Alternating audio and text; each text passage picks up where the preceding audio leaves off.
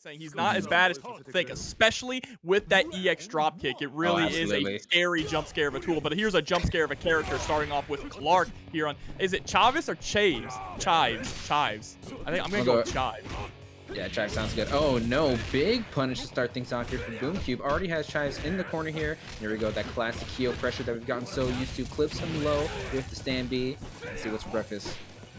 Yep, okay, just starting to reset some pressure here. Again with the 3D, gonna connect. Trying to go for the Frankenstein there, but it's not gonna work out. But we drop our super, really unfortunate. And this is where the snowball can turn around here. Yeah, absolutely. You don't want to get knocked down against Clark. Things could go south, but Boomcube managing to find the reaction, confirming off the counter hit, jump blow back into the EX up kicks, and it manages to win the point where pretty convincingly there. A lot of life to work with going into the next character. And here we go, and the next character is going to be Ramon coming up on deck, and we just go straight up for the run-up throw. And now this is where we're going to find out if Boomcube knows how to deal with the matchup here. At the moment, is going to get a nice mid-screen confirm, pushing us all the way back to some neutral game. And wow, just rushed my head.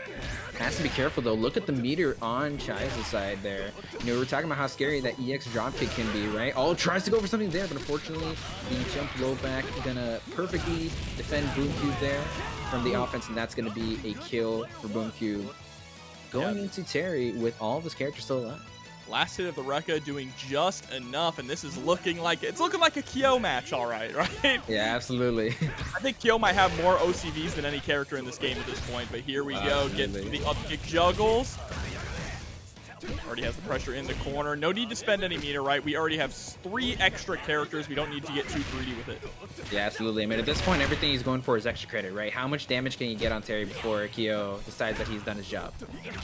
Nice roll forward. Punishes with the 3D as well, pushing Terry all the way into the corner. And Terry is a road definitely less traveled nowadays. He used to be on every single team you could imagine. And there we go. Level 2 is going to get blocked and punished accordingly. Yeah, Chaivs was looking for the fireball to connect, maybe whiff punish Boomcube for whiffing that 5B, you know, hoping to convert with something like the EX Buster Wolf, but unfortunately, you know, 5B, it's a good button for a reason, right? Recovery is very low on it. Chaivs unfortunately not able to pick up the conversion, and Boomcube is going to take that with an OCV to start off TNS tonight.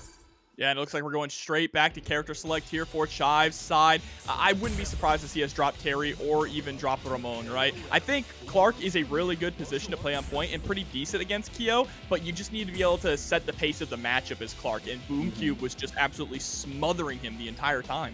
Yeah, I mean, that's the thing about picking Clark, right? Like, the advantage of having him, especially in point, is sometimes you get the knockdown and then that's it. You can win the game off of just the blunder, right? But if you don't get to start that offense, it can be pretty tough, you know, playing on the back foot, right? And Kyo's definitely a character that, you know, not only has the tools to defend against Clark and make sure that that doesn't happen, but also to put the pressure back on Clark himself if he does manage to score that early knockdown. So let's see how Chaivs, you know, adapts to this next game. Let's see if he can get, you know, that game plan started that he wasn't able to last game. Yeah, absolutely. And we're going to be starting things off with Athena this time now. So Athena is going to be put on the point position. I think we want to have some fireballs to kind of slow the pace of the match down, right? I can definitely understand that. Boomcube ran away with it. It was dictating the entire rhythm of the matchup here. So you got to slow things down accordingly. Or, you know, we could just boost right on in. Absolutely. I mean, that's the nice thing about Athena, right? She's a zoner, but you could go ham with her if you really wanted to. Oh, nice. Using the Rekka to armor through the fireballs. Wasn't too lucky on the second one there. Boomcube still sitting pretty with the life lead, though. Alright, going into it. Kind of slower gameplay now. And Boomcube trying to see what Chaivs wants to go for and react accordingly. But Chaivs, very smartly, not approaching on Boomcube's terms. Trying to maintain the pace of the match on his own here. Nice dive kick, setting up a fake cross-up. Yeah, and I think Boomcube recognizing how volatile of a character and how slippery of a character Athena is, slowing things down is a smart idea. But there's the throw. Chaivs already looking a lot cleaner. Yeah, we're seeing a couple of trades, and with that life lead on Chaivs, those are definitely going to be in his favor. Alright, and Phoenix Arrows doing a lot of work for here, but Boomcube getting the knockdown he needs with the Rekka, closing things out with the grab. That's going to be it. So we do see the Boomcube wins the point war again, but look at the life total. Way different compared to the first game, right? Less likely that he's going to be able to run away with it with Skio now. Yeah, absolutely. I mean, all you really need here is one command grab, one from Clark, or one clean JA, but is going to get clipped again. Already just getting pushed to the corner. This was a matchup that Chaivs had a really hard time dealing with in the first game, and it looks like we're starting to see a rerun of that. There's the guard cancel, just getting some breath, but the trade in the air, all that damage is adding up. Absolutely, everything working out for Boomcube here. Chaivs finally taking out Kyo, but look at how much life he had to spend just to get there. Not too much meter to show for it either. Meanwhile, K-Dash going to be coming in here. Almost 3 bars, if I'm not mistaken. Actually, no, more than 3 bars. Okay. This is a scary character to deal with right now. This is the first time we're going to see K-Dash in this set as well. Boomcube immediately spending some meter here. A bunch of it trying to get the kill as fast as possible. And there it is with the follow-up from the DP. Boomcube in firm control and at set point. Yeah, absolutely. Smart usage of the meter. Had the resources to spend and used it beautifully to be able to just eliminate Clark from the fight. Now we have Terry. Has a decent amount of bar to work with, but this is Chaivs' potential last opportunity to stay alive in the set here. I like the patience. Good job dashing up and blocking the fireball. Oh, not exactly the cross-up we were going for, but you know what? We take those. And is able to get a nice big conversion off of it. Holds on to the meter, doesn't spend it for the climax here, which I definitely understand. You have such a strong life lead and positioning, and there we go. Are you okay? Yeah, I was looking a little scrambly there, but Chaivs managing to take advantage of that scramble in his favor, right? Using the confusion to land that 5C. Didn't quite get the, the full cash out on the quick max, but it's okay because he manages to take out K-Dash anyways. Then we have a true anchor war here. Boomcube with quite the advantage as far as the resources go, though. Yeah, I think if Chaivs can actually force that scramble like we saw earlier, Terry definitely excels in the scramble, just on the pure damage output that he can put out. He suffers a little bit more in the footsies game with the nerfs from his Season 1 version. But right now, Boomcube spending all that meter to get some damage on the board here, still maintaining this positioning in the corner as well. Yeah, and this is a tough place to be in, right? I mean, obviously the corner's not great, but when you're considering, you're talking about how weak Terry's footsies are, right? Put him against one of the, proverbial best footsies characters in all of KOF, right? Benny. See buttons like that 5D, that 2B, gonna be very important at dictating the pace here, but big knockdown coming in with the heavy burn knuckle. I actually like the neutral though that Chaivs is playing here. Unfortunately, jumping into the slice over there's the rising tackle, still not enough to get the kill, and the throw tech lands on the fireball by the skin of his teeth. Chaivs stays in winner's side. What a risky DP. Bet it all, and ends up working out for him though. Sends him all the way full screen and uses that EX Power Wave to catch him landing and actually tie things up 1-1 here. Wasn't looking good from the beginning of the set, but he's making his way back.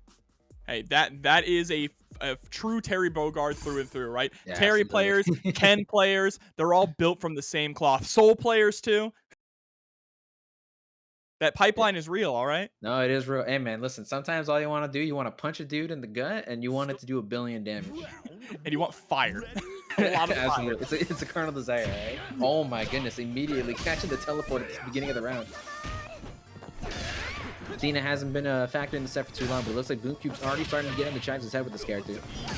There's the DP trading in the air with that. Looked like the red kick and the CE coming out. Whip Oh, DP, no. huge now for Chaivs, but drops the confirm, but still able to maintain some of this pressure though. Yeah, Chaivs looking a little shaky, unfortunately. We've seen a lot of misinputs, a couple of drop combos, right? I mean, tournament nerves, barely managed to win the first game, so you can tell he might be in his head a little bit. See if he can clean things up a little bit here. Nice wake up super to cast a jump. Oh no, but that jump CD so high up. Unable to get a lot of these confirms though. That JB would have been enough to actually close it out with an EX, but didn't have the proper routing down or wasn't ready for it. Still has an opportunity though, needs 1 touch. Oh, unfortunate. Boomcube a little too late to react with the EX Rekka. There it is, the Phoenix Arrow, shades of Blanca with the air up EX ball. Oh no, it's just idle Blanca. I hate it now that I'm gonna be thinking about that. She's just as annoying too. I'd argue even more, but that's just my opinion. My opinion doesn't matter. What matters is the set coming in here. Oh my goodness, Chaivs with the cross up, no conversion though. Oh my goodness, and again Boomcube going all the way across the screen with the EX slide, gonna be able to close it out there, and should get all of his life bar back if I'm not mistaken. Yeah, so fundamentally this is going to just tie us up back to square one, right? But Chaivs is coming in with a slight meter advantage over Boomcube here. Let's see if Clark can make something work with that. Yeah, absolutely. I mean, Clark definitely a character that can maintain that meter advantage too. I mean, he works pretty well with meter, but he also doesn't need it to be effective. So if he really wants to, he can stack up meter for Terry and make us that when he gets that 1 hit, it's really going to hurt. Pressure is being out of. Tried to go for the Shatter Strike there, but immediately raw turn punches into the EX tackle so we can get that rolling death cradle and take the corner. Absolutely. We got the pressure here. Tries to go for the jump A whiff. Put the fear of the strike throw into his mind, Boomcube. defending the home turf, not cracking. The fear is the real thing, right? That's what Clark really thrives on. When the opponent starts to fear his options, that's when he really becomes so snowball heavy. But right now, Boomcube just being pretty disrespectful to a lot of Clark's options here, even running straight into his face. Absolutely. I mean, hey, that's the thing, right? You don't want to play Clark's game. If you're playing Clark's game, he's winning. He's taking the whole thing. So good stuff on Boomcube, playing both the defense and the offense very well here, not giving Chaivs any opportunity to respond with the Shadow Strike, making it so that all the gaps in his pressure are too tight for that armor to come out. And now here we go, set point once again for Boomcube. Let's see if we can bring things back with Terry. Terry did a wonderful job last time, specifically against K-Dash as well. We have that nice max cancel confirm, but let's see if we can bring that back once again. Absolutely. Look at that Boomcube. Not even through too many pokes, right? Just straight movement. Managing to push Chaivs all the way to the corner. It answers the cross-up beautifully and pushes him to the other corner now as well, but Chaivs landing the huge jump in. Has a lot of meter. Is he going to spend it? No. Opts to go for the knockdown. And that's one of the strengths about Terry, right? He may have gotten nerfed, but he still deals out a ton of damage with the right confirms. But Boomcube answering back. There's the level 1. Teleports, but doesn't leave the corner. I love that guard cancel decision as well from Chaivs. Just trying to keep Boomcube locked down in the space where you can control K-Dash. And again, the scramble we were talking about that earlier. Chaivs using the confusion to land that close C and able to bring things back to the Anchor War. Very close in terms of the meter. Boomcube going to have a slight advantage here, but it's going to be neck and neck. Hey, this is better than we had last time, right? Before, it was all Boomcube when it came to the meter here, and he was dumped it out pretty early on. So let's see if we're going to do it again. Yep, spending both level 1s, but now has a substantial life lead. Will Chaivs be able to escape from the corner and bring this back? Absolutely. Benimaru, one of the toughest characters to escape the corner with. He might not even get the opportunity because that combo is going to take it. Good stuff. Boomcube taking the first set of the night here. Pretty close set if I say so myself. Yeah, absolutely. I'm a big fan of what I saw there from Chaivs, specifically with that characters that come. They have things that are not really normal for KOF characters. Yeah, absolutely. And speaking of character variety, we're going to see the opposite of that in the set. Both of these players actually rocking Whip and Isla in the same position here. Really interesting that it would be those two characters of all things coming in. Absolutely. BrokenLawnGnome. These guys know what they're about, you know what I mean? Oh no, not confirming into the DP. Charanko going to take all the damage he can get there. Yep, nice corner positioning as well. Wake up This throw. is a bit of an interesting mirror, right? So Whip traditionally, I mean, she does have that big whip. It's part of her namesake, right? So the idea is she definitely wants to maintain a bit of a range against you, right? Make it so she can't get too close to her. But then in this matchup, right, you're almost trying to play like kind of a footsies game with the whip. Right? Yeah, exactly. Right? You're dealing with your own options. That's kind of a big thing in fighting games, is that sometimes players have or characters have a hard time dealing with their own tools. It definitely makes the matchup a little strange, especially when it's zoner versus zoner. You have to really rethink how to play the matchup. Yeah, absolutely. Alrighty, Charanko winning the point where there are not a lot of resources to work with, but sitting with a healthy whip, and this is a really hard character to make comebacks with just because of how safe she can play. Well, let's see what BrokenLawnGnome is going to be able to do here with Isla. So far, just kind of swinging in the air, able to get a nice jump in, but nothing off of it. Slowly trying to position their way in, but there you go. Charanko doing such a good job of sticking out those normals, sticking out that whip in key areas to prevent the approach. Yeah, absolutely. I mean, Charanko showing kind of a masterclass in spacing right now, managing to dodge all the moves, the extended hitboxes from Isla very well. Nice block on the cross-up as well. Charanko playing very nicely with his whip. And I mean, that's the thing. If you're playing whip, you do really need good defense, right? Because there's going to be a lot of people just bulldogging their way in, trying their best to just get on you any means necessary. But Charanko showing that he's got the chops in neutral to make his character work. Yeah, and I also like just rushing down with whip as well. She does have some nasty cross-up potential, which you wouldn't expect from... Whoa! Okay, Hello? just throwing out the level 1. Hello, DP, full screen, the Ume show you? Because I know what I'm about. That's crazy. That's fire. Good stuff, man. Charanko absolutely beasting with whip here, but we got the Kim, kind of another X Factor character we're talking about. Bro, what is this Brazil Ken outfit? Brazil Kim, excuse me. I said Ken. That's how you know I've been playing too much Street Fighter. Fighting too many Brazilian Kens. Yeah, absolutely. All right, going into it. So Kim, this should be an interesting match, right? It's not one that you see very often. Kim, a character that, you know, can kind of be tricky with the way that he approaches, which I think could be actually pretty useful for baiting out some of the keep away options from Whip here. Yeah, nice reaction with the DP. Just catches him low. Good stuff. BrokenLawnGnome, he's got a mountain to climb, but look at the meter that he's working with, almost with a full bar. Absolutely, and if we can be tricky, right, can be tricky and bait out some things, because both of these characters, or both of the characters, I should say, on Charanko's side, Isla and Whip, do have a lot of recovery on some of these more committal moves, right, and I think that's something that Kim can definitely capitalize on, but right now we have to get out of this pressure. There's the DP. Absolutely, not taking the cross-up at all. Said I'm not dealing with this. That should be a huge punish, but no, unfortunately, BrokenLawnGnome misses opportunity. That's okay, we're letting another one rip. Alright, going into it, trying to start his pressure here. The classic -2 into the DP, but unfortunately you don't have a lot of life to make that work. Very risky, and Charanko is going to take full advantage of that to take the first game here. I'm really excited to see that Isla is blowing up a lot, right? This is a character that I feel like the West really slept on until we saw some of the characters on the eastern side, or some of the players on the eastern side of the world really show how strong she is, right? Especially the performance of Isla in EVO Japan. I feel like after that, we definitely saw a resurgence of this character in the West. People really willing to try her out and willing to really put in the time on her that she deserves. Yeah, for sure. She's definitely a strong character. You know, a lot of people kind of disregard her strengths, at least in like the longer sets. But I think in first to two, when you have not a lot of time to adapt to, you know, what the other opponent wants to do to her, she can be a very strong character. Get a lot of opportunities to go in and, you know, start mixing basically. Absolutely. I mean, Whip, though, look at this. Whip mirror match once again. Whip has been the Cinderella story of KOF 15. Upon release, was dubbed the worst character in the game by a lot of people, and now look where she's sitting. Absolutely. Definitely a solid character in her own right. All right, going into this BrokenLawnGnome, trying to get something started here with the grab. Maintaining the spacing as well, but Charanko, like I was saying, it's that footsies game that you kind of want to play with these, you know, these zoner v zoner matchups, right? Try to stay outside of the range of your opponent's zoning while trying to pester them as they're trying to get back in.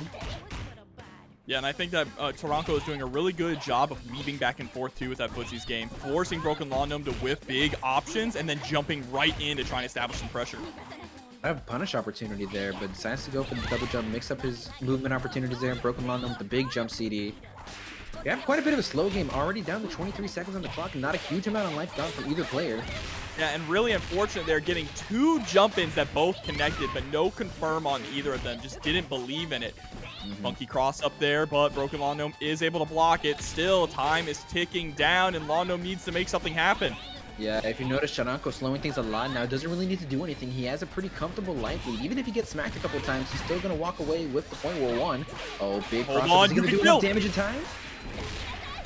You just have to spend the meter. No, goes for the jump. Unfortunately, that's gonna be it. Oh, with 1 second on the clock, BrokenLawnGnome barely clutching out the point war. Oh. Not only clutching it out, but saving an extra bar as well, right? I thought for sure we were going to see the super right there at the end, which I think was what we might have been going for. Or no, did they finish it with EX? Because then that wouldn't have allowed the super.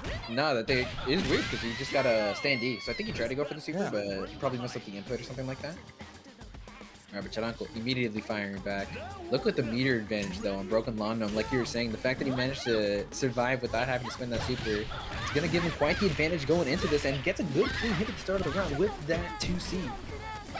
Trying to go for that reset in the low as well, but you're trying to choose up the cheeky mix-ups up against an Isla player. They're definitely going to be ready for him because they put him on people too. Yeah, absolutely.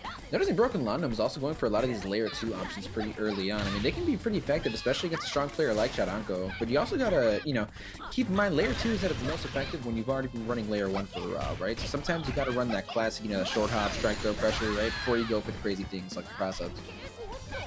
So far, the game plan is working out at the moment, has a dominating lead and has not spent a whole lot of meter, but there's the Shadow Strike coming out from Charanko. Isn't going to get too much off of it, but goes for the cross up there with the air jump. Yeah, finding so many opportunities to land that cross up as well. I think he's 3 for 3 on those, if I'm not mistaken. And going into the BrokenLawnGnome, the Hail Mary end zone to end zone, run up with the grab, and that's going to put him up a character against Charanko. Finally going down to the Sylvie Paula for the anchor. And let me tell you, like I was saying earlier, this is a scary character. You definitely don't want to get knocked down against her. You know, it's weird how in KOF 14, I kind of hated Sylvie from everything I saw of her. But in this game, there's just something different. I think it might be the outfit, but I like her a lot more. Bro, I'm not going to lie to you. I'm the biggest Sylvie defender of all time. Even at 14, I was like, you guys are so mean to her for no reason. Oh, well, BrokenLawnGnome being very mean to her with a perfect there, just shutting down the character and tying things up 1-1. Absolutely. Unfortunately, we didn't get to see her cook, but I mean, hey, there's still one more game. Could possibly see some Sylvie action, which I would love to see. I'm a big Sylvie fan. Absolutely. I want to see people cook with her in this. You really don't get to see her use that often. Of course, she still is fairly new, right? No, not the newest character because Gainitz came out, but Yeah, still fairly new and underexplored. absolutely, absolutely. And I mean, like I was saying earlier, man, I think she's a strong character, right? I think she has a lot of potential to, do big things in the game, especially if you put her in the anchor position, where she can start unloading those supers and make every hit count. All right, so going back into it, BrokenLawnGnome with a big jump in to start the round, but a little too far to get that full conversion. Decides to slow things down immediately. So far, this point war has been very exciting, seeing the back and forth and the adaptations between both players. There's the jump CD. Charanko is going to win out on that one, but it's still a little bit lower in health. Beautiful anti-air. Time to get something started up. Yeah, it's almost a bit of like a tug of war, right? A push and pull. You want to see, when do I want to go in? When do I want to sit back and wait for that, that full screen super jump CD? That time wasn't ready for the approach, but answering back with jump CD of his own. Nice, beautiful grab on the wake up. Ooh, okay, pulling on block. Just trying to close the distance in a different kind of way here. I like it. Establishing different options to keep Charanko on their toes. Big thing as well is the chip damage, right? How much is Charanko willing to eat? Well, they better start cooking up something because they got 19 seconds left on the clock here to bring this back. And BrokenLawnGnome is looking so healthy. Yeah, BrokenLawnGnome, and like we were saying earlier when Charanko had the life lead, not much that he has to do here, right? He's got such a comfortable lead that, yeah, he can just kind of sit back, right? Throw the whip out, maybe a couple retreating jump CDs. That's going to be it for him to take the point war here. And it's not even bad that it went down to 11 seconds either, right? Because we barely took any damage in the first place, so still super healthy sitting on this whip. Oh, yeah, absolutely. Now, if you're Charanko, right, you're thinking to yourself, okay, how do I get this knockdown now? I cannot let this whip run away, because even if you do take the point, or excuse me, even if you do get the kill on whip here, right, you have to do it quick so that you don't lose out on all that potential life that you're probably going to spend getting in on her.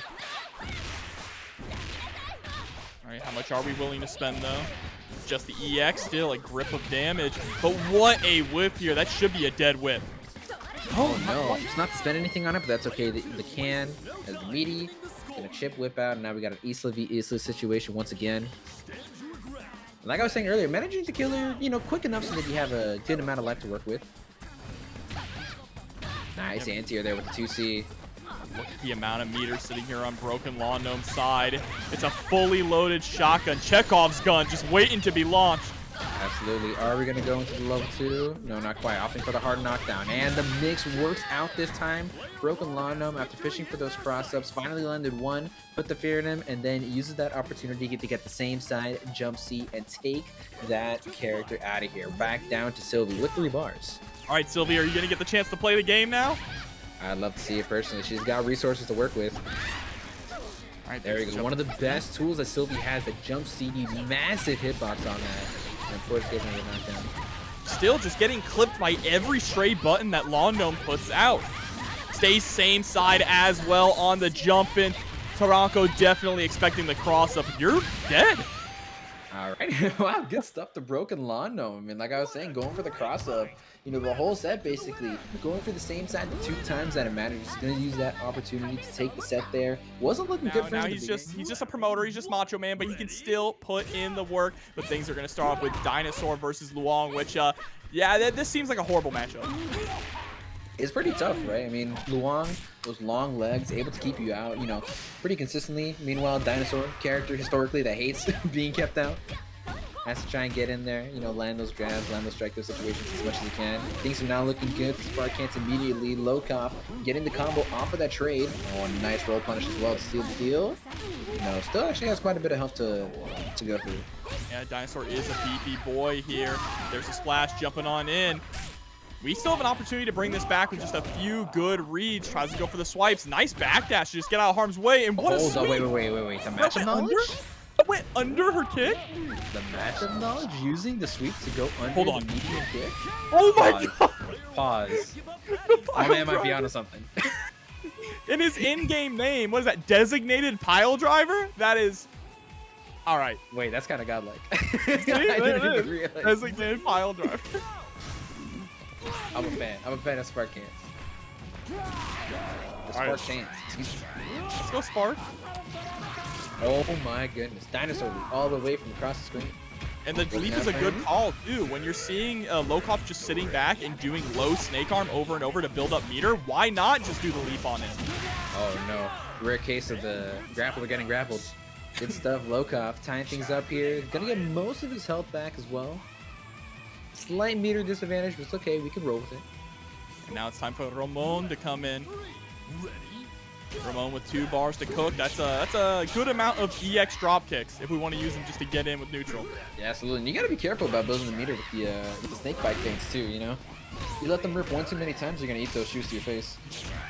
Absolutely, but right now Lokof doing a pretty good job spacing out. There it is, just the drop kick connecting. Guard cancel out of the corner though. What a nice roll in the punish as well. Not letting SparktanZ get away with any shenanigans here. Bro, he hit him with the Samoa Joe, the walk away. Oh, hold up. Oh, guard cancel back though to get the punish, recognizing that Spark was gonna overextend. Yep, side swap as well, put him in the corner.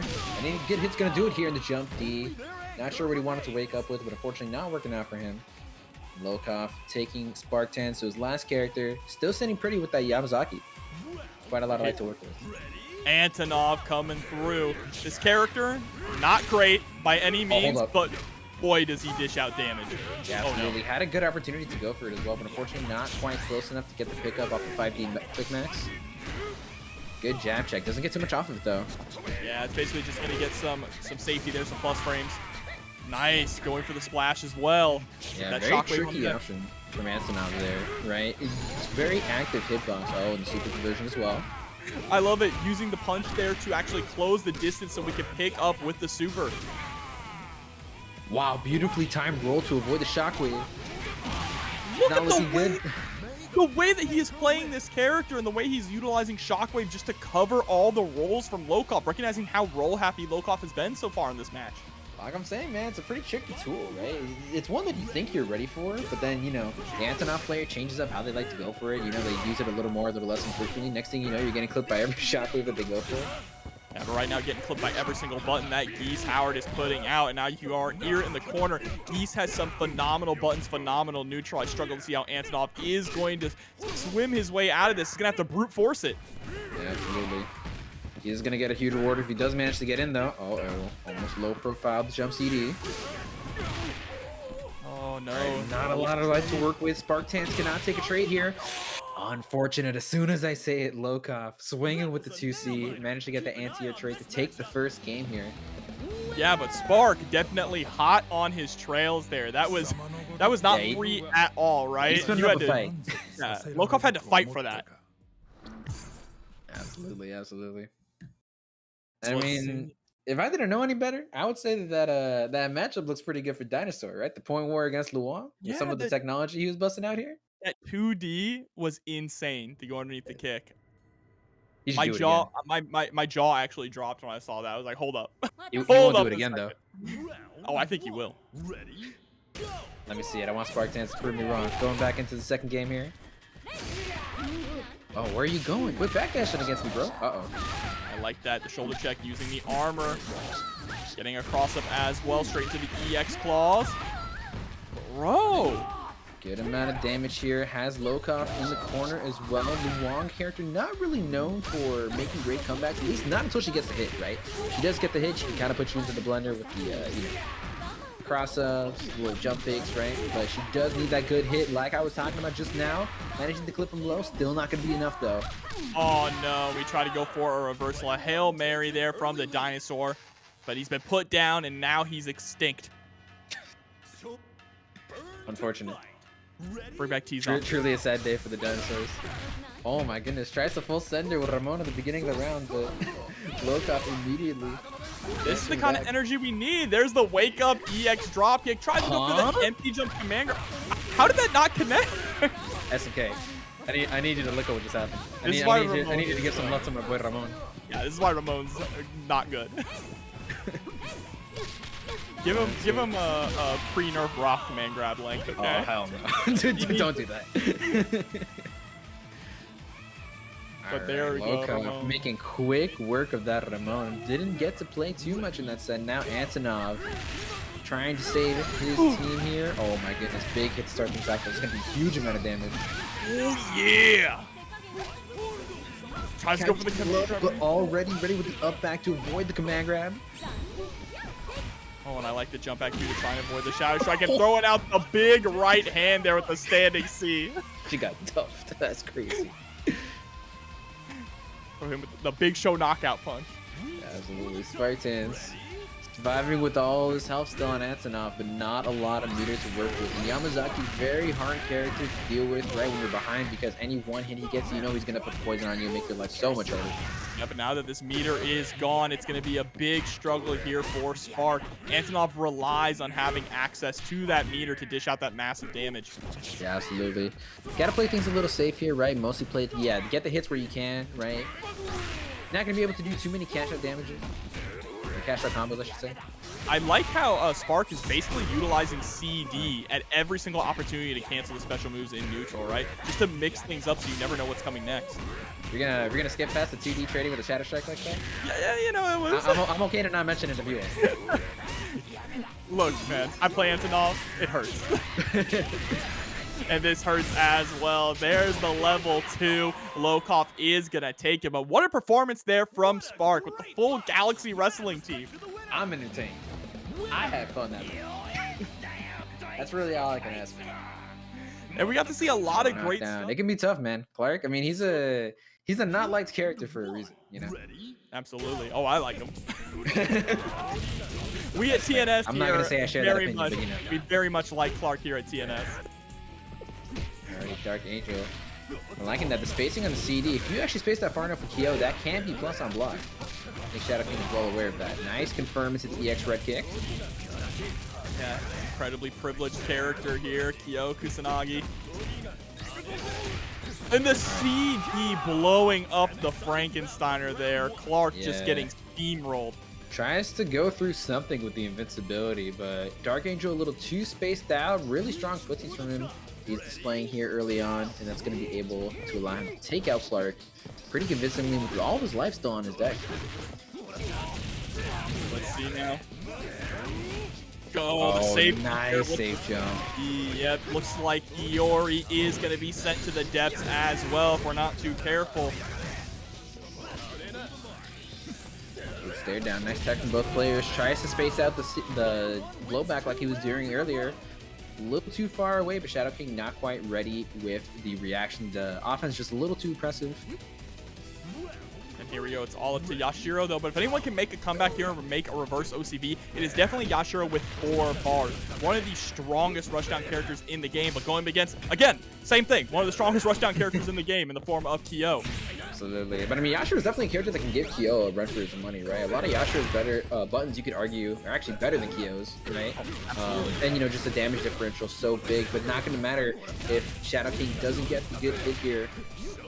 All right, guess for game situation. Is ShadowKing going to make it out with his life? Yes, he is. Goes for the EX reversal. I like him using the armor there, but challenging back with an EX reversal of his own. DarkAngel takes game number 1 here. And if you want to, why not EXDP, right? You got so much of an advantage, right? All that life on Kyo and 2 other characters in fact. Yeah, it's that big risk-reward option, right? And the reward was heavily in DarkAngel's side there, even if we guessed wrong. Yeah, absolutely, absolutely. I mean, hey, the reward for being right is winning the set, right? No better reward than that. We take that. Now let's see what we're going to be doing here in game number 2. No order change, no character swap. We're just going to jump right into it. There we go. I was about to say stuck in the void for a second, but it'd be like that. We're out. And now we're in. And the counter hit in the air, but no. Oh, yeah, we didn't have EX. That's right. Getting way too ahead of myself. I'm so used to seeing EX tackle from Clark. Yeah, big knockdown to start things off. It doesn't quite get the vortex started here.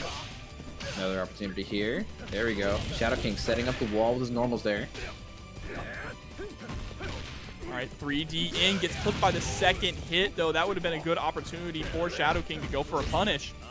Some strong reactions on DarkAngel's parts, too. Always managing to meet the hops from ShadowKing with the DP or 5A, something along those lines. ShadowKing not quite having the same level of reactions. We're really seeing how that's starting to pay off for DarkAngel here. Here we go. Argentinian backbreaker is going to swap sides with it. This is huge. There it is with the 2D. And I like finally pulling out the 2D. That is one of Clark's strongest poking tools. Even on block, when you properly space it, there really is no way to punish it. Yeah, absolutely. Good stuff. ShadowKing taking the point where here. Meter's honestly pretty close for both of these players. The life is definitely a huge deficit here. DarkAngel just needs to find that one touch. ShadowKing jumping his way out, though. With a skip and a hop, there's the throw as well. Absolutely. Fighting his way out of the corner. Has to be careful. Ooh, oh my goodness. Do we see another one? No. DarkAngel managing to escape once again.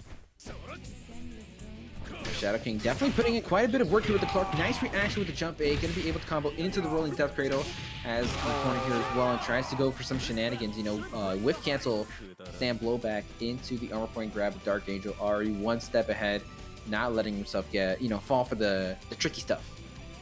Yeah, unfortunate there. I wanted to see Clark start gaming, but we're going to have to hand things over to Iori here. Again, tied up pretty closely in meter. There we go. ShadowKing immediately spending the EX Fireball to get that corner carry combo straight into the level 1. Pretty good grip of damage. Spending all of it, actually. Putting DarkAngel just one hit away from dying. Yep. Oh, it doesn't quite get the confirm, but that's okay. The DP, when in doubt, let it rip. Back hop DP. That is an inspired choice. Just predicting that DarkAngel is going to chase you down. Alrighty. Tale as old as time. The Iori versus Iori. The mirror to end all mirror, but look at the meter advantage on DarkAngel. Has enough to basically end it off. He gets that good, clean hit. Maybe a jump C or something along those lines. Let's see. We could go into the level 2 fireworks session. Instead, we're just going to close things out, hold on to as much meter as we can to deal with Yashiro in the end, and I like this. Cooking up a perfect. And not quite enough to kill. ShadowKing with no life left, basically gets it all in the DP, and it's working out here. Alright, hard knockdown with the choke slam. Oh no, but we just kind of stood there. Probably a missed input, right? Or pressed the button a little too early. We didn't get what we wanted to come out, and just ate a hit straight to the face. Could have also been the netcode, right? Possibly eating some inputs.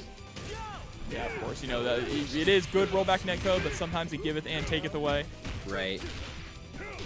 Oh, getting clipped by the 6B cancel.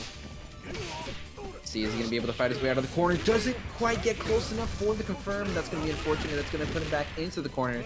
Answering back with another EX reversal. Just like that, ShadowKing managing to steal the corner away, but that was an amazing reaction for DarkAngel. Catching the hop with the 2B, immediately quick maxing and going into the climax to stash away all this life from Yashiro. And that's going to be a 2-0 for DarkAngel. Amazing stuff there. Yeah, once again, DarkAngel proving to be a demon of a lot of the players here in the bracket, moving on handedly in the winner's side here. Best Terry in the world. Ooh, I'd like to see that. Interesting. All right, so going into it, Dogor versus Juan KOF. Alrighty. Oh, this is my. I was about to say this could turn into a KO round. Sometimes all you need is that one jump seat at the beginning of the match to set things going here. But it looks like Juan KOF turning things around, stealing the corner here. Alright, but Dogor fighting back. There's the jumping CD pressure. That's one scary thing about Kyo is you can just let him get away over and over with those hop CDs. One of the best hop CDs in the entire game. Especially all his CDs are good. Everything Kyo does is good. But right now, what? The active frames on the EXDP gonna be enough for Dogor to stop the This character ain't surviving the next patch. I swear. Nah, come on. Let him cook. That's the face of KOF. He needs to be good. Yeah, I want to see him get cooked, okay? Oh my goodness. Let him the EX red kick rock. We are in a absolute scramble right now. The first hit of the EX ray. Look at this. We're just jabbing out, putting out all these light normals. No one's getting any solid confirms, but there's the pickup from Vaughn. Still not enough to kill. And are you kidding me? These guys are scrapping right now. Just swinging for the fences. The close C. We just press it. Hey, it's a good button. It's been a good button for 20 plus years.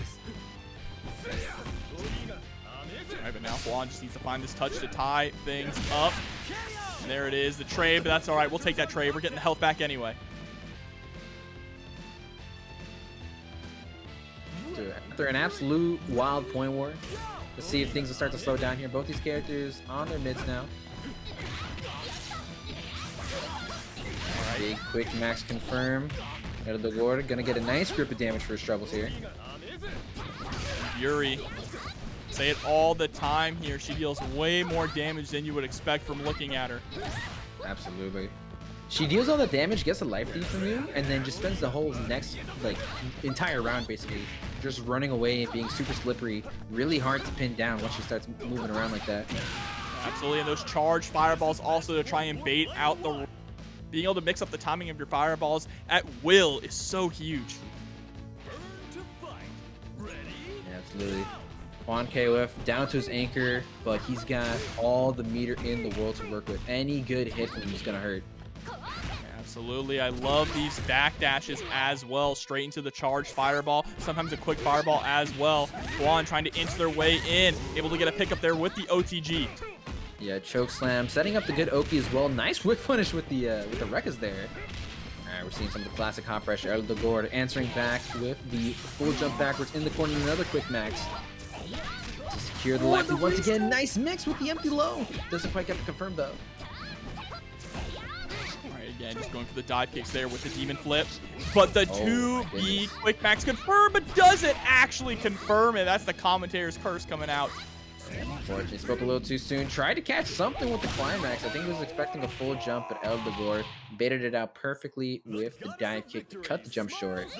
Just like that, gonna run away with the first game here. Yeah, that is really unfortunate there for Juan. That drop was so critical to the loss of that game. I think if we could have gotten rid of Yuri, there's a good possibility that we could have dealt with the Krohnen, right? I think Iori does a pretty phenomenal job in that matchup, all things considered. Yeah, definitely one of the better anchors at dealing with that character in the game. And I mean, it's unfortunate, right? There were a few critical drops. So, you know, keeping your composure after one or maybe even two, right?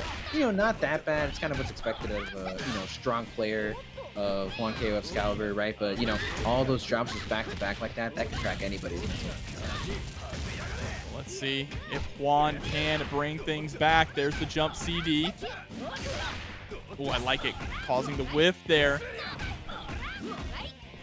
For the dive kick in, but there we go. Hop CD, right? That's the neutral for Dogor. Tries to go for it again, but gets knocked out of the skies and still does not face him. Gonna keep putting in that hop CD over and over until it works. Yeah, jump CD from Kyo, one of the best moves in the game for a good reason, right? Very good at pressuring the opponent, just whittling away at that guard bar, forcing them to make a decision. But Juan KOF answering back now with an offensive sequence of his own, trying to maintain the corner positioning, not letting Dogor out of the jail like this. Oh, the run-up doesn't get anything too big off of it, though. Alright, hop back CD as well, but gonna get clipped there by some flying legs. And let's see now for Juan. All right, but he's got to deal with the problem character now. This Yuri putting in so much work in the past game. And she's sitting on 3 bars, which means a single touch or a slight breeze. There it is. Isla is down. And didn't have to spend too much meter to get it done either. Still has 1.5 bars coming into Juan's. It looked like it's going to be possibly 3 coming up. Nearly 3. Yeah, just I think the insane thing about Dogor and his Yuri in this set is just how efficient and how quickly he's able to confirm that, oh, you're doing something, something gets punished, I bet immediately next get all the damage that I can get. I like the patience there too. Just backing up, trying to give Dogor just enough room to overextend there to get punished. But instead, it actually turns out that Juan nearly gets guard broken. What a back roll, though, into a 3D. Absolutely. Finds the one hit that he needs and is able to eliminate this Yuri. He's looking like he's in a much better position in this game. But here comes Krohnen in the back. Got resources to spend as well. Can't get cornered because that's going to be a huge amount of potential damage that he can meet off of anyone confirmed. Here we go. Pressure is on. Goes for a couple of staggered 2As straight into the throw. But if you can't keep the pressure locked down, Juan is going to find a way out. Yeah, absolutely. Great confirmation to the EX Red Kiss. Gonna give Juan KOF the corner here. Going for the safe jump presser with the jump CDs. Slicer, level 1. Holding on to that meter. We're going to need it for Iori. Yeah, absolutely. You don't want to spend all your resources now, not having to deal with that character in the back. Well, now we're actually going to spend a good chunk there. Still has 1 bar on deck, though, and going to get back a decent chunk of life with 37 seconds left on the clock. This is still in the cards here for Dogor to close it out 2-0. Just needs to play very carefully. Yeah, absolutely. You got to be patient, but not too patient, right? You can't take too many risks, but at the same time, if you're not taking any, you will. There, you know, it's going to be hard to steal that life lead away from Juan KOF. Another great 2B immediately into the quick max. Yeah, That the might be exact enough. same way. The exact same way the last game closed out. The anti-air 2B. Perfect spacing on it. I'm pretty sure we're just throwing out that 2B at that range and buffering into quick max the entire time, recognizing that if Dogor jumps in on it, we're going to get the kill. Yeah, great stuff. I mean, like you said, buffering it behind any poke that you think might hit, you know. If you think about it, right? Quick max was the first drive rush. You're right. I was going to say. It was, in fact, the first drive rush. There's a few things in this game that are interesting mechanics that remind me of things other games are doing, you know? Sure, man. Shadow Strike, that's drive impact? Kinda, not really. It kind of is, actually, when you think about it in a certain way. It's got the hit of armor. When it connects, you get a full combo. Makes you feel bad Sometimes when you it'll get hit by crumple. it. On counter hit, it'll crumple the opponent. True, true. It just costs more. KOF, always innovating, always forward thinking. True. And always thinking to go in, moving forward with that jump CD. Yeah, absolutely. Early knockdown for Juan. Dogor immediately answering back though. Very happy, I've noticed, to kind of challenge the approaches here from Juan. Always, you know, ready with that jump CD to stop the approach, maybe the close C, right? Making this so that he's not often in a block stringer and pressure. Yeah, and I think one of the big aspects of Dogor's, or of Juan's gameplay, I should say, is that spacing game. He is so strong at spacing, but unfortunately, that Isla is not doing too much against the Kyo here. Got Iori on the able to take out that point without. I mean, he did lose life, but now sitting back here with a full life bar. It's gonna be very tough for Juan to mount this comeback, but I mean, hey, he's got the hit to get things going here. And now there it is, the standing CD war, where we get the 3D immediately into a level 1, just trying to get as much damage in the board as possible. And what a cross-up with the JB. Juan with the clean execution as well, always with the EX red kicks on deck. That is not easy to do, by the way. 3D immediately into the 4-2-1-4. Not at all. SNK, please give me back the old input. Oh, but there's another cross-up, this time from Dogor here, going straight into the Izuna drop, charging up that fireball. Huge amount of damage, by the way, for just 1 bar. Already. TNS are shark pool-infested pools or shark-infested waters? That is true. More like alligator pools, you know? Considering Shout out Florida. You think we're joking? No. Alligator far for the command grab. Doesn't get a big punish though. Now Dogor's gonna pay for it by losing his Yuri. Down to Krohnen now. And if there's any character in this game that reminds me of an alligator, it's probably Krohnen.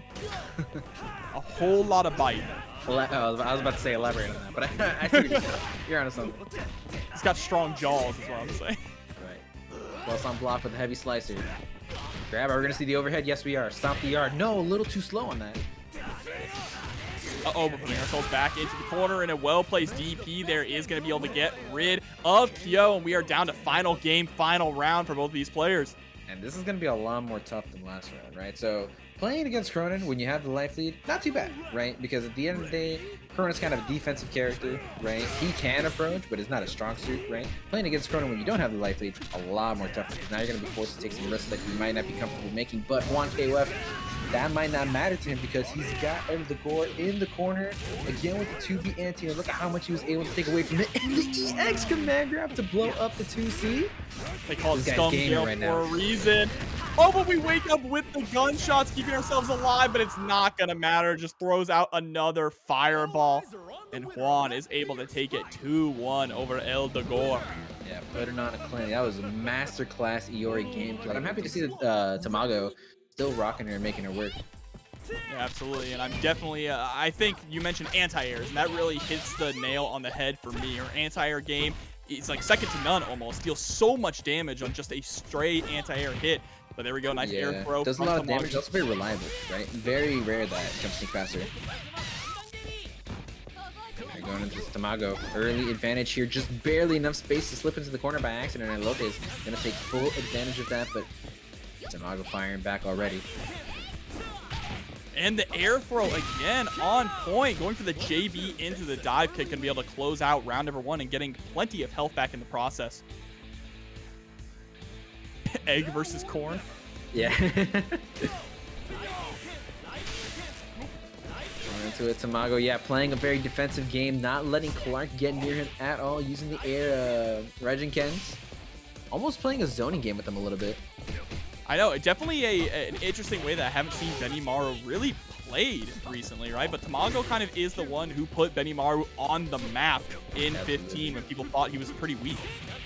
And I mean, it also makes sense when you consider the character he's fighting against, right? I mean, the classic grappler matchup knowledge is just don't let him get near you, right? Yeah, absolutely.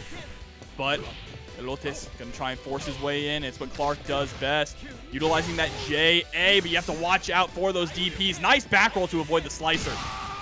Yeah, both of these guys firing all cylinders, playing super fast here. Tamago, though, the reactions, you cannot test them, otherwise you're gonna get DP'd like that. Good stuff to him. With his point character still alive, by the way, taking Elotes all the way down to his Iori. All right, round start here again. Elotes trying to jump on in, but just the back electricity ball here is doing such a good job. Just hop back, putting out that fireball. Yeah, Elotes trying to escape, but like I was saying earlier in this bracket, right? Benimaru, one of the best characters when it comes to corner pressure and just not letting you escape here. Oh, the Shatter Strike, though! Finding its mark. Elotes has bars. How much is he going to spend? I think you might have to spend all of it here. You have to get Benimaru off the screen. But we are going to hold on to 2 of it. Oh. 2D, so risky.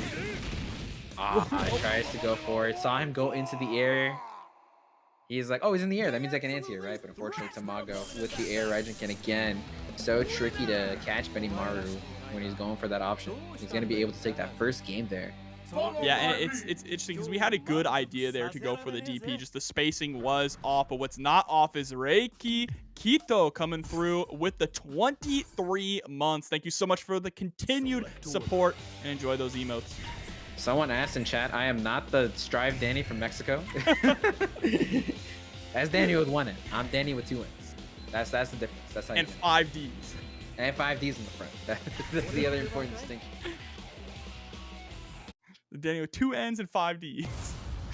That goes kind of hard, actually. I'm gonna keep that one in the pocket, just in case. But here we go. Game number 2. Huevo, Tamago, Egg Zone. Let's see if Elotes can bring things back. Going into it. I'm liking the way that Tamago's playing a lot. I mean, he's showing right now Benimaru, that's the character to beat. If Elotes can get that Benimaru off the screen, pretty quickly, things might look pretty good for him, but obviously not no easy feat. Yeah, we aren't quite at that point yet, but still keeping Clark in the point position. Actually swapping things up and putting Mai in anchor instead of Iori. Here we go, there's the DP. Yeah, it might be that he likes Iori in that matchup against Benny more than he does Mai, so he might be having it there as an insurance policy in case things don't work out with Clark. Yeah, I can definitely see that for sure, but right now Clark is having a really difficult time getting in. There's the throw, run up 2D. I like that decision a lot. Just try and stay at a safe range. Absolutely. Tamago pushing Elotes all the way to the corner here. Difficult to see if Elotes can get out. No, banks it all on the 2C, but Tamago with the neutral jump, so smart to call it out. And he's going to be able to win the point war yet again. Let's see if he can run away with it with Benny, or if Elotes is finally going to be able to put an end to this character's reign of terror with his Iori. Let's see, round start situation once again. There's the clean jump in, but wow, Tamago immediately holding up into the air throw. Yeah, not even, going for like the classic like up back air throw. Jumping with, or excuse me, up back button, right? Jumping with the intention of looking for the air throw and then immediately getting it. There we go again.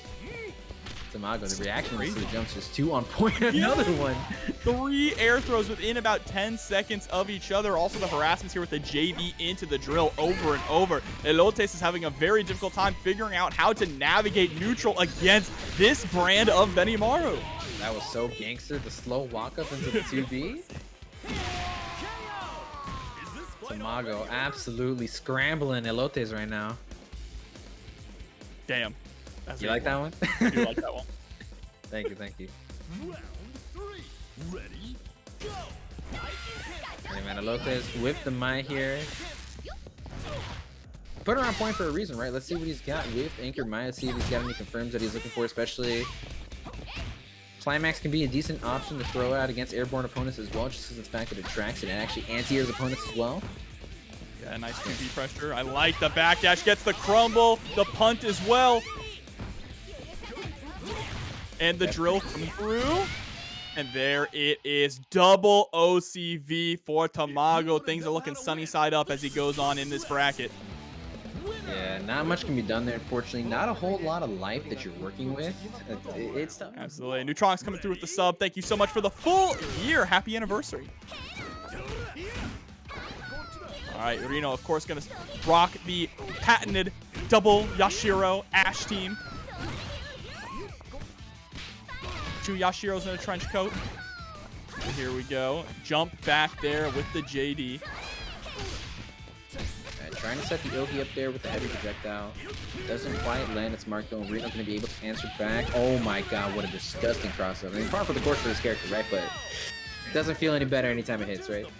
Absolutely, and actually we're seeing a little bit of a flip here from Rino, putting regular Yashiro on point. I feel like usually it's Orochi Yashiro on the point position, right? Because every single time you get that one bar, it's kind of Rino's thing. He spends the bar every single time for the level 1 super. Yeah, but I mean, Yashiro no slouch in the point department either, right? I mean, this is a character really that can go in whatever position you want him in, right? Very strong in every slot on the team here. Yeah, absolutely. The only one who really stays in their position is Ash.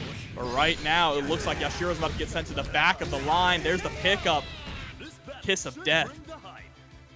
Yeah, good stuff. But we got Orochi Yashiro. This can actually be kind of an annoying matchup for Kyo. So, I mean, Kyo, generally a character, I mean, it's KOF, right? A lot of characters like to jump a lot. Kyo, very strong option in the air, especially that jump blow back. But Orochi Yashiro has a lot of good tools to blow that up, namely the anti-air command grab, unscaled damage if he decides to go into that super.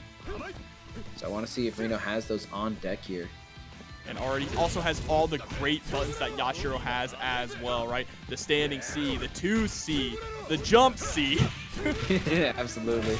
And the standing B, but here we go, straight into the level 2. Time to take him for a ride. He's going to scream at the sky. Alright, man, talking to him, letting him know. Got him in the corner here. Wero trying to walk out, leaving just that little bit of space for Rino to get put into the corner, but doesn't have him kept in there for long. Rino mentions his escape, and now he's playing the slow game, realizing he has his life lead. Doesn't want to put in too many risks here. The big jump D to close things out. Good stuff to Rino, taking Wero back down to his anchor pretty convincingly. Yeah, absolutely here. Let's see what Iori is going to be able to do for Wero. Already, look at that. I love sticking out the 5B. Just a low committal option, and it's such a good tool to check your opponent. This is going to be tough. The meter build on this character is very good, so it's possible if he gets the hit, we do see another level 1, and that's just going to, you know, increase the gap in the life lead between these two even more. Yeah, late hit there on that close C as well. Big whiffs. Wero unfortunately not able to punish. Rino answering back. Yeah, now you got to guess. Why did it kill? Yeah, this is going to be a huge fix. Oh, we are mashing on throw. Gets the EX goodness. from Gale as well, and that should be a dead Orochi Yashiro here with the fireworks. Just enough. Just enough. Barely in this. 32 seconds is not going to get you a lot of health back, but all Wero needs is some health, a bar, and a dream. It's definitely possible. It's going to be tough, though. Ash, you know, very defensive character, right? It can be difficult to get in on him. But, you know, Iori, offense, very strong, one of the strongest in the game. So let's see if he's able to get in, you know, get the mix that he needs. Just have Rino guessing for his life. Oh, no. What a punish there off the roll for Rino, just constantly buffering super after every single one of those fireballs. Yeah, beautiful reaction from Rino. Saw that he had the perfect distance setup so that if Wero Asamiya does go for the roll, able to super on reaction, was looking for it, saw it, let it rip. That's just classic KOF fundamentals. Here we go, back to order select. I'm curious what the change is going to be. Okay, B.Jenet on the anchor position this time to deal with Ashe. I kind of like that. I think B.Jenet, with her really solid air movement and really solid air options, is going to have a much easier time mixing up her approach on Ashe. I think also a big factor of it is him not liking that matchup of B.Jenet into Yashiro, right? That could also be why Rino is opting to go for Yashiro in this point position, you know, to begin with, right? To be able to deal with that B.Jenet more easily. Yeah, I can definitely see that as well. But first things first is we have to get through this Yashiro here with RKO, who kind of got swamped in the first game. Yeah, absolutely. I mean, he's got him in a good position now, right? Oh, beautiful reaction to the counter hit on that jump CD. Wero cashing out for all that damage. Oh, tries to low profile the jump in, but unfortunately, a little bit too early with sweep. Rino going to be able to punish him with. That was an insane challenge there. He challenged with 3D on the headbutt or on the dash punch. Looks like it. Yeah, beautiful check from Wero, able to convert it as well. That's crazy. Yeah, counter pick working out beautifully for him so far. Able to take out the Yashiro. No life lost here on Skio. Oh my god, that was a beautiful shimmy. Yo, is this dude been playing Street Fighter? Hey, what was the whole thing on Twitter recently about fundamentals, neutral? Oh, sure, yeah. Oh, yeah, shout out to Ali Yoon. This is the only game you can play if you want to play a game of fundies. Shout out to Majin Obama with the Clark clip. But here we go. Trying to push our fundamentals to get us out of the corner here. There's the run-up throw. Gonna go straight into the reset there with the JC.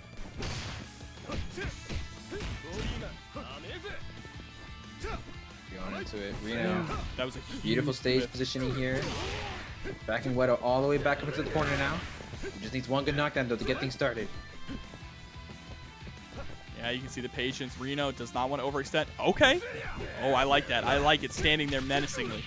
Yeah, I mean, hey, Wedo's in the lead, right? And he knows he's a character that needs to kind of, you know, he has to take some risks sometimes.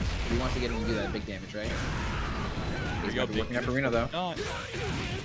What an EX DP challenge there. I think we were not only betting on possibly a button press or even a jump, but if they block, the EX DP might have been just enough to get the chip out. Responsibility. Either way, good position for Wero, right? He can afford to take a risk like that. And you can see it paid out for him now. I'm going to go up against here with Rino's Anki here. And so, Danny, I have to let you know, if you're not too familiar with TNS lore, I am not allowed to talk during the install combos for Rino. All right? Every time I speak a single word, Rino drops it. It's okay. Chat, don't worry. I'll hold it down. Yeah. I'll hold it down. Chat can chat as my witness. They know. Not a problem. Rino. Things are looking good for him so far, though. Managing to take the KO with barely any life loss. Are we going to see an install combo here? Yes, we are. You better shut that trap, King Jobber.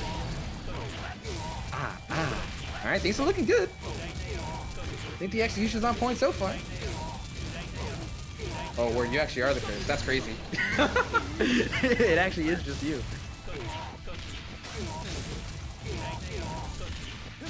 That should be enough to at least get the stun here. No, not quite. See, I told you. Yeah, listen. I told you. You showed great self-restraint. I can't say it. One time I said the word okay, and it immediately dropped, all right? So I learned my lesson. But there we go. Rino able to take down Iori. Now just has to get through this B.Jenet, but has no bars on deck. This is going to be a tough order. Yeah, I appreciate you keeping quiet in the name of, you know, honest competition and integrity, you know? Nice block on the cross up there. Yeah, sometimes if I want a game 5, I'll say something. Yes, a nice jump CD from Wero, immediately answering back with a wake-up grab. Rino. Oh, nice catch on the grab as well. All right, yeah, look at great spacing. Wero hasn't gotten an opportunity to spend any of this meter yet, but that honestly makes it even more concerning.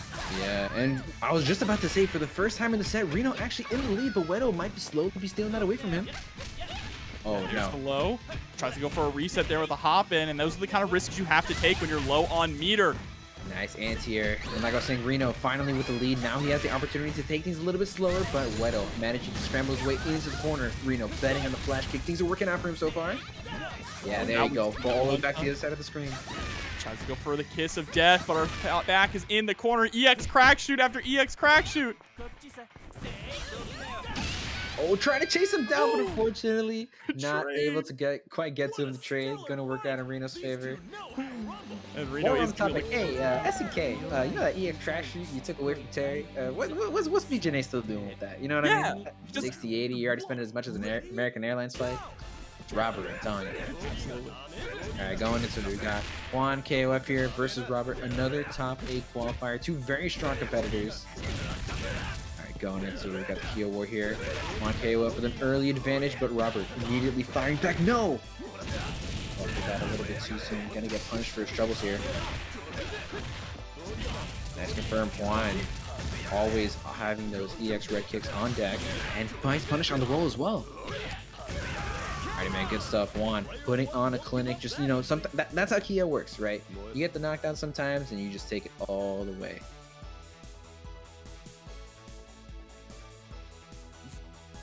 Alright, man.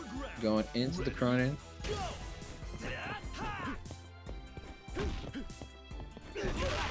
Alright, Juan KOF playing a lot more slowly now, recognizing that he has the advantage here. As soon as I say it, though, tries to short hop in with the jump CD. Gets answered with the DP for his troubles. Alright, this is a tough position to be in. Right? Krohnen, known ever since the launch of the game to be kind of a wall character, right? It can be difficult to move past his effective range and move past a specific part of the screen that he wants you to be in. Robert showing that effectively here. Juan KOF has not really been able to leave this half of the arena ever since he got put into the corner. See, this might be the momentum that he needs. A beautiful route for the corner carry here from Juan KOF. Answering back with the XDP. Alrighty, Juan. You know, he's not letting that DP from earlier dissuade him from these approaches with the jump CD and also with the Rekkas as well. Trying to vary up the options he has here for approaching.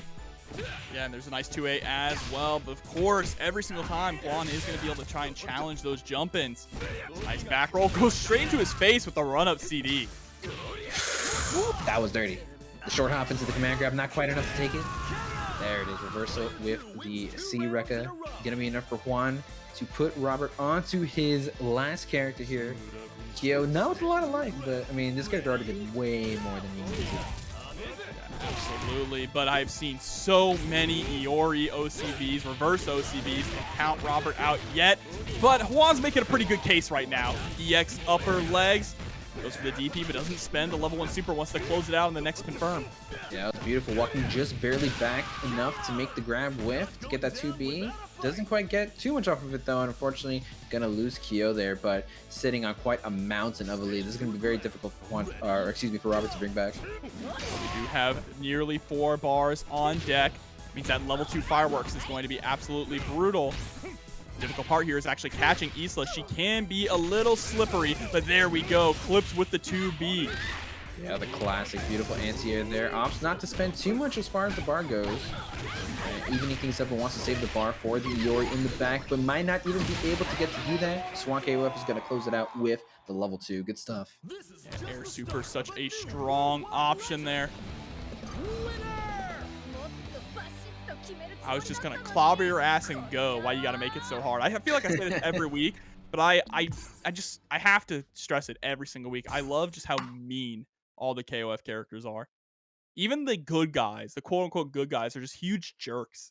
I think my favorite, I don't know if this fits in exactly what you were saying. It's not exactly a jerk quote, but I think my favorite quote from KOF is in '98, if you win a match with Ryo, he says something along the lines of like, "That's real Kyokugen karate. Don't you forget it, Dweebenheimer." Dweebenheimer? That's something Yeah. he would say. Oh, there we go. Just gets the jump into the throw. Trying to check with that 2B. Pressure is on. Nice roll through on the CD, but unable to get a substantial punish.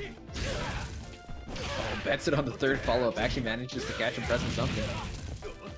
Nice punish. Yeah, that's the thing about the mirror. You can't be too willy-nilly with the Rekkas, right? Because that is actually punishable on block with that EXDP. And a smart player like Juan is going to be able to exploit that. There you go, getting the trade with the 5C. Obviously going to be in Juan's favor as he wins the point war yet again. Yeah, so Juan sitting in a pretty comfortable position here, trying to cash in that ticket to top 8 winner's side. Absolutely, going against Krohnen. Krohnen's still a very strong character. Kyo, one of the better characters in the game at dealing with him. right? Has the buttons keep up with him in the air, and just, you know, the offense is just relentless. Yeah, absolutely. You know what's crazy is that there was one thing holding Kyo back, and they got rid of him, and that was Gato. For real, actually. Gato actually kind of stomps Kyo, but then they got rid of him, and now it is just the age of Kyo. But here we go. Maybe Krohnen can make something happen. There's the level 1. Yeah, doesn't want to spend too much bar, and there we go. The jump back D to be able to close things out. Robert gonna have a decent amount of life on his Krohnen. And I mean, he's hitting better. A lot better than he was in the last match, for sure.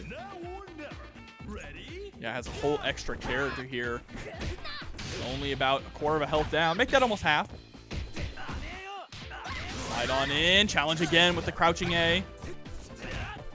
OTG, frame kill for the safe jump yet again. This time going low. Nice blocks from Juan. Oh no, but the CD able to close the distance into the level 2 as well. This is gonna hurt. And the cross up. Hitting her with their own taco. And now it's set point here for it's kind of crazy.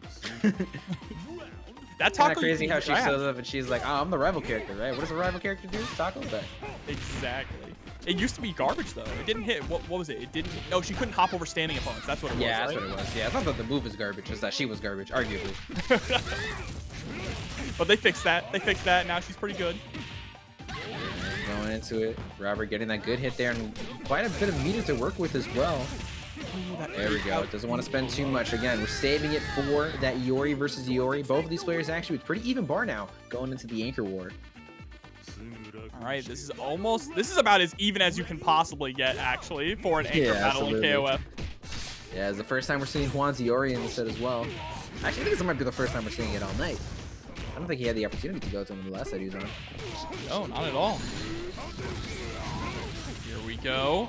How much are we willing to spend? All right, yeah, you save in the meter because the next hit will kill. Absolutely. There we go, going into it, going to be able to get the level 1 extension. OTG chokeslam afterwards in case this doesn't kill, but I don't even think that'll be necessary. Absolutely not. Good stuff to Robert. Like you were saying, that Anchor Iori putting in so much work for him to be able to decide to set up here one apiece. Swatting flies ain't my thing. Buzz off. We love Iori.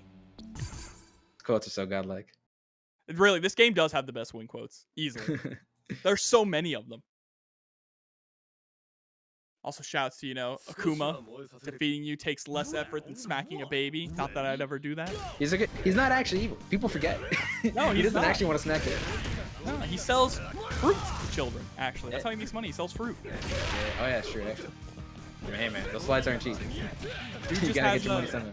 He just really likes fighting, and especially to the death, that's all. Yeah. Oh, no. The whiff there, unfortunately, putting Robert into the corner. Alrighty, yep, the classic Kyo pressure, right? That close A into the jump CD. One of the strongest sequences any character has unblocked really in this game. If you want to start increasing your win rate with this character, definitely recommend incorporating some of that into your pressure. Very difficult to deal with.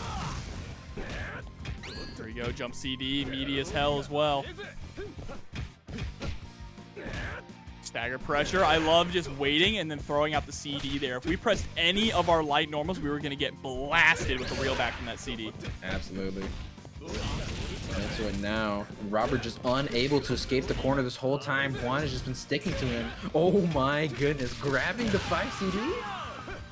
That was nasty. So, I mean, as this goes on, it is still getting closer and closer in that point war. I think this is the worst Juan has done in the mirror match, right? He's going into Krohnen with the least amount of health we've seen so far. Yeah, which is crazy to say when you consider, you know, like what the ending of that point war looked like, right? We just kind of had him in the corner, but it just shows how much work he had to put him into that situation in the first place. CD coming in again. Wow! Slide into EX Fireball. Goodbye, Kyo. And Krohnen might get full health here.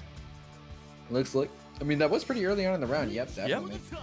Getting all that life back. And I also like that he recognized did not have to spend the full meter on the level 1 super to get the kill. Realized he could do it just with the EXDP. Yeah, and we're still so even again here. Of course, Robert getting the offense, so building up that meter. Yeah, this is tough. You know, Krohnen, like I was saying earlier, he's kind of a wall to get past. If you get put in the corner against his character, it can be very difficult to escape. go. OTG super. Go for the overhead. There it is.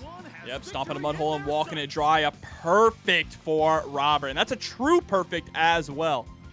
Yeah, absolutely. Started that whole round with full life, did not lose any single bit of it. Now going into it, Juan KOF has the meter to make this comeback, but two very difficult characters historically to make comebacks against, especially considering any one hit is going to do so much damage. Oh, but these 6As coming out, just sticking the drill. Great whip punishes and a solid anti-air as well. Oh, big jump over the fireball. Level 2 fireworks for his trouble as well. Oh my god, the damage on level 2 fireworks. SNK, why is this alright? Nah, they knew what they were doing. They said Iori's not strong enough in vanilla, alright? If he's not good, is it really KOF? Think about it. Yeah, if he's not on nearly every team, is it really KOF? Absolutely. Speaking of on every team, we're getting a classic. Oh, nice challenge there with the close C, preventing that rehop pressure. Yeah, late cancel into the Rekka, finding its hit. Nice confirm for Robert. Unfortunately, dropping the link there from the close B into the 5C. It is a bit of a tricky leak. I think you only have 2 frames to hit it. Here we go. Max mode. Is it going to be enough for him to take it? Still has a bar in the back in case he wants to go for climax. There it is. Canceled really early to make sure that we got that climax on deck, and it should be enough. Absolutely. Just had barely under 20%, and there we go. Just enough. Robert running the calculations in his head, and with just enough damage to be able to squeeze it out, manages to take the game over Juan KOF to find himself in top. Of course, he's going to be 2 out of 3. Here we go, starting things off. Nice anti-air to begin from ShadowX. I mean, ShadowX is just, if anything, he is consistent. This man has never changed his team, not once. And thank you, Smoke Rodeo, for the 6 months, and we appreciate you as well. Hop in with the hop B. Huge damage coming out here for Tamago. Some nice pressure. So they got the corner positioning as well. I love the walkout from ShadowX. Realizes he can get out of the corner like this, and a beautiful punish on the up kick as well. Might be able to turn things around here. Oh my goodness, the deep jump C doesn't get a confirm off of it though. Yeah, we didn't believe that it was gonna hit. But there's the wake up DP, and Tamago is able to close out the first round here. I'm gonna be honest, I don't think I've seen a single DP from Kyo get baited all night. No, I mean, he's good. The only time he's ever lost is when he just randomly throws it out. Going into it though from one, I can't even say a rival battle. I think these guys just exist next to each other. But, you know, having to fight the altered version of himself, not working out for him though. ShadowX gonna be able to bring things down to the mid war now. He's Kyo, but cooler. Pretty much, man. But now here it comes in Rock Howard, another character that's, you know what, Rock is still pretty decent. He's still decent. He's not really good. Yeah, he's really good. He's not quite obscenely good like he was pre-patch, but he can still cook. Right, and I'm definitely a fan of people bringing out this character, right? Me personally, Rock, one of my favorite characters, you know, just in all of SNK, right? So I'm happy to see that he's still getting some good representation here. Look, they need to buff him, right? They gotta advertise Garo. Yeah, for real. They're going all in on that game. Oh, no. There's a block DP and a dead Rock now, and it's all up to Krohnen once again. That is a familiar thing you're going to hear a lot tonight. Definitely. Good stuff to ShadowX, though. Really good bait. Going to be able to allow him to take that Rock out, and he's sitting on a full life bar now. K-Dash, let's see how much extra credit he can get with this character. Good matches here so far. Again, just constantly trying to go for the jump pressure, the full jump pressure there in the corner, and is getting themselves put in the corner, unfortunately themselves here, right? And it's all because of those walk forwards from ShadowX. There's a nice throw, though, back to mid-screen. All right, ShadowX trying to fire back here. Kind of keeping the spacing as well, trying to stay outside of Krohnen's effective range while peppering him, yeah, with the surprise attacks like that, with the run-in lows, or potentially with the fireballs as well. Just give Tamago a lot of things to look out for in the neutral. Big punish, or not punish, I should say. Big catch with the 2A. That's going to be enough to kill. Oh, wow. Yep. But now you're going to see this is exactly the reason why ShadowX put Clark on the anchor position. If there is ever a Krohnen on the opponent's team, he puts Clark in the position that he's predicting Krohnen is going to be in, because this matchup is definitely Clark favored. I almost said flavored. Yeah, man, I don't want to taste what Clark is cooking up with. Oh, nice DPs though. Yeah, Tamago definitely playing this patiently, right? Oh no, maybe a little too patiently. ShadowX able to go in with the empty jump EX grab. The DDT and the elbow drop. And one really solid tool in this matchup is that 2B from Clark. It has such good spacing, puts you out of the danger zone as well. But here we go, quick mode confirmed into the turn punches, EX tackle, rolling death cradle. There it is, good stuff. ShadowX, I mean, like you're talking about that Clark pick from him, right? Just, you know, having a strong counter pick to be able to use against one of the most consistent meta characters, right? Very strong tool to have in your toolbox. Yeah, absolutely. And, you know, it's Clark. We love Clark. Chat loves Clark. You can already see them popping off for it, but it looks like we're just going to go straight into a rematch. No order swap at all. Tamago still feeling confident in the team composition. I respect that. One interesting thing about this match here, once we jump into it and can take a look at the teams again, is that there is no Benimaru in this matchup. We saw Benimaru earlier for Tamago, but going up against ShadowX decides to bring in Rock instead. There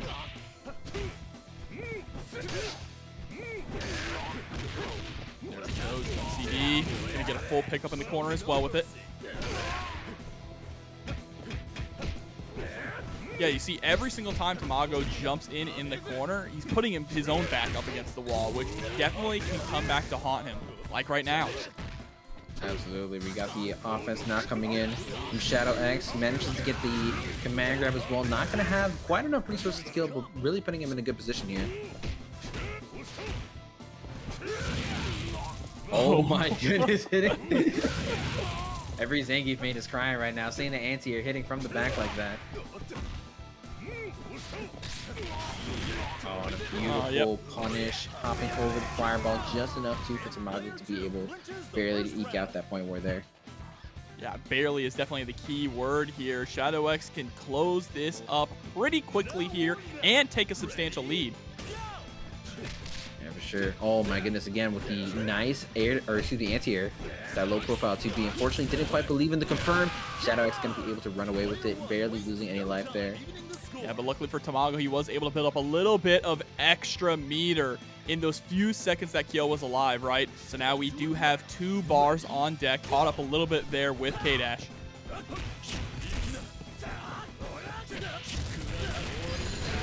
Alrighty, good confirm from ShadowX, spending that bar early. Getting knocked down as well, getting himself a really nice, comfortable life lead here against Rock, and now he's just chilling, right? Realizing he doesn't need to do too much. Unfortunately, getting clipped with the jump CD from Tamago. Nice conversion as well, putting him in the corner with a huge grip of damage as well. Great call out on that roll stream. Able to get the punish.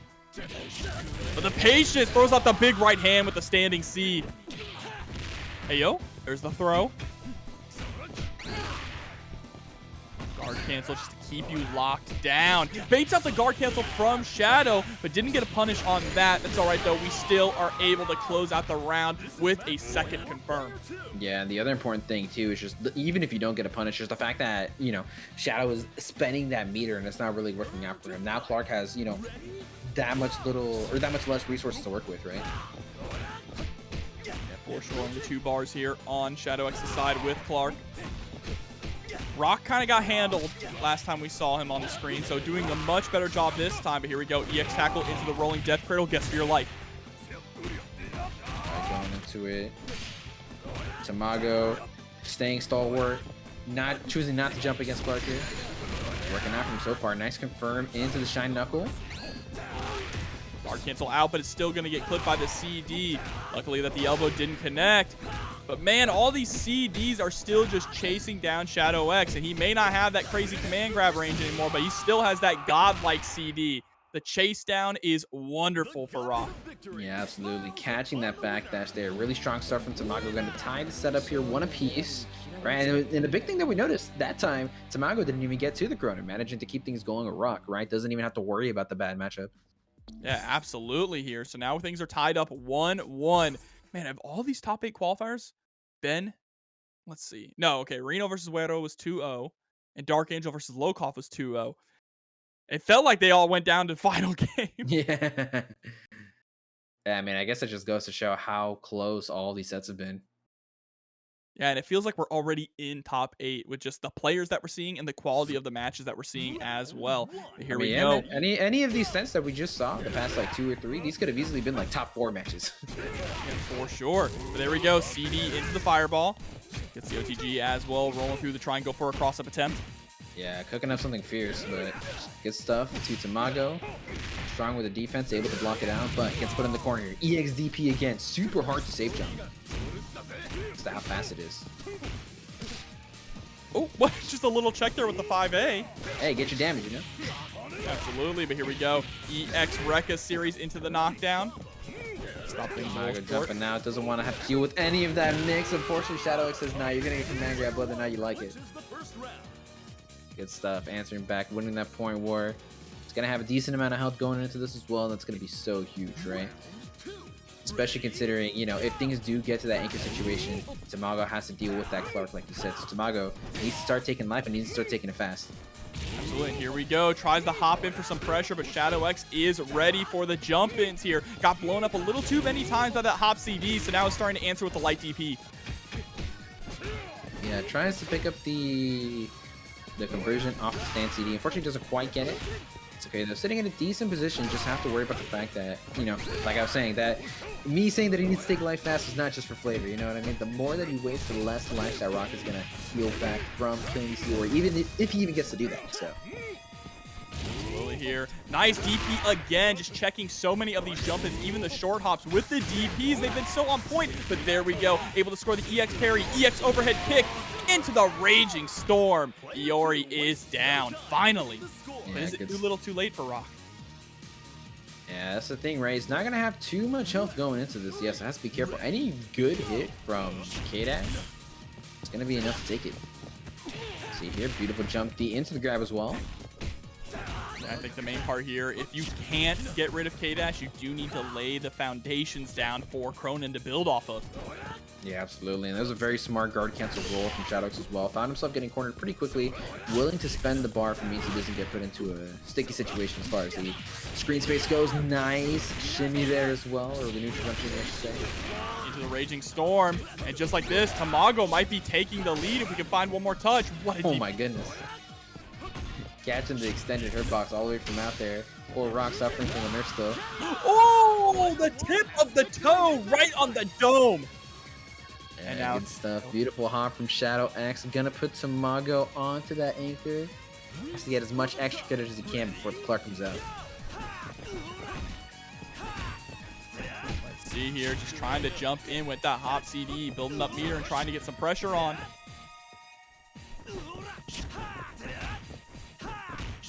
And ShadowKing really just letting the clock run down. He didn't have to do much. I actually like the idea of letting the clock run down too, because it means that Krohnen will get less health back, but it doesn't matter. He took barely any damage, so all that's coming back, and we are down to final game, final round between ShadowKing and Tamago. Alrighty, ShadowKing definitely with a good amount of meter to work with, almost at 3 bars here. Definitely can make Tamago guess for his life if he gets in and gets that good knockdown. Nice conversion off of the air-to-air with the jump A. Tamago immediately firing back with the EX reversal there. Doesn't want to hold anything. I love the spacing game we're seeing from ShadowKing, unfortunately running straight into a DP. Beautiful spacing with the 2K. 2B, excuse me. Tries to go for the stomp, but it gets blocked, and there's the EX Argentinian backbreaker. All there right. we go, the jump CD, good stuff, Tamago. In the face of the losing matchup, manages to clutch it up anyways and takes it 2-1 over ShadowKing. Very close set there. He's going to be rewarded for shovels, but sitting pretty, right, you know, kind of mainstays for the TNS top 8. So he's going to take it here. Nice opening gambit here from Rino. Betting on the stand CD with the 6B working out for him. Gives him the early life lead, even though it's not much. Any lead is important though. Just CD into CD. Oh my goodness, Rino. So many backdashes in a row, but I mean, hey, it's working out for him. Manages to maintain the spacing here. Yeah, just keeping Robert on his toes, right? But there we go, Robert rushing on in. Doesn't want to deal with backdashes anymore. Instead, gets the 2B, full confirm. Now there's nowhere for you to backdash. Right, he's got him in the corner. One of the scariest places to be against Kyo. There you go, you can't jump back either. That Rekka's gonna smoke you. Alrighty, a reversal grab from Rino here. This might be his chance.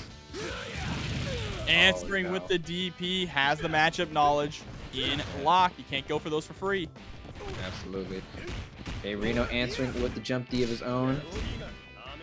Yeah, and changing up the rush punches that he goes for, right? Making it so that Robert, he might be looking for the punisher with the EXDP, but is he going to be able to answer all of the options that Rino can go for? Good stuff, though. Anti-airing with the close, he going to be able to take O.Yashiro's a decent amount of life to work with as well. Yeah, but O.Yashiro coming in one level 1 could be the great equalizer here. And there it is. I think you're dead. No, Oh, we no. missed the pickup.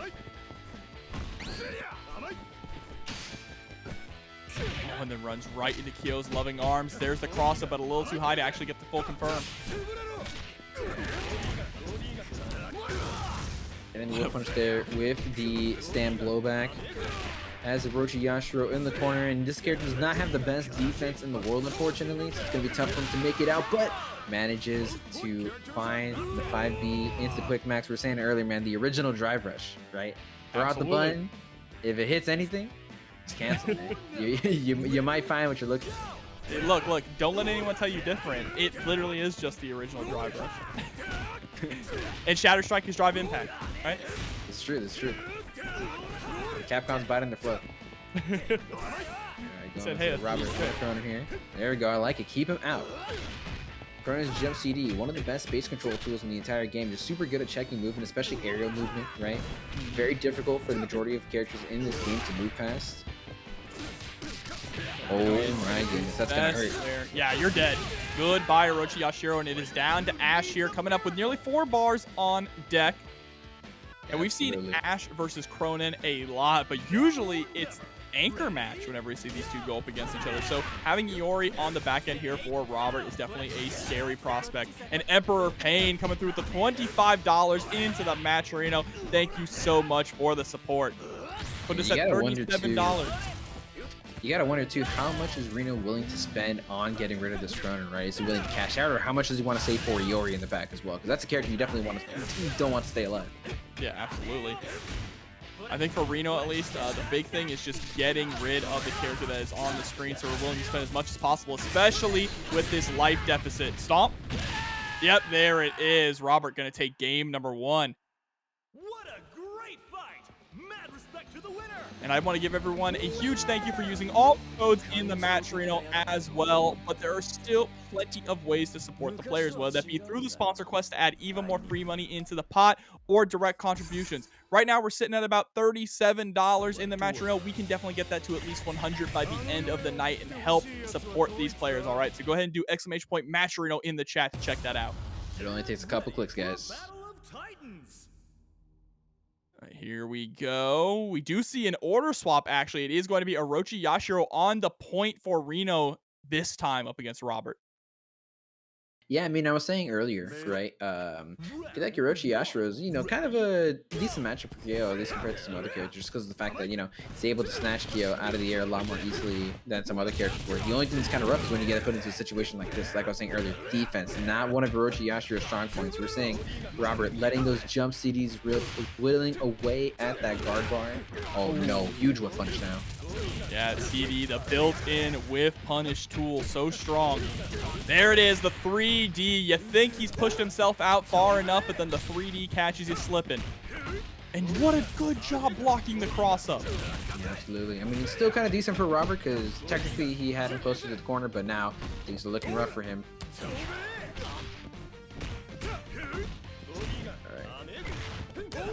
Rino finding the hits here. Nice. Landing the command grab as well. Let's see if he can keep these going.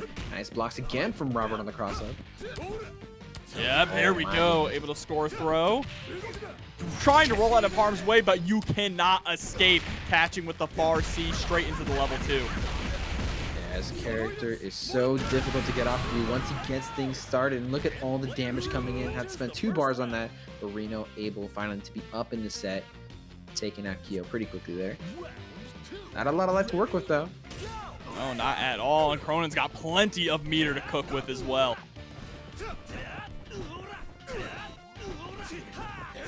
Oh, Rino actually just taking some opportunity there to build up a little bit of meter with the whiff command grab. Oh, cross throw.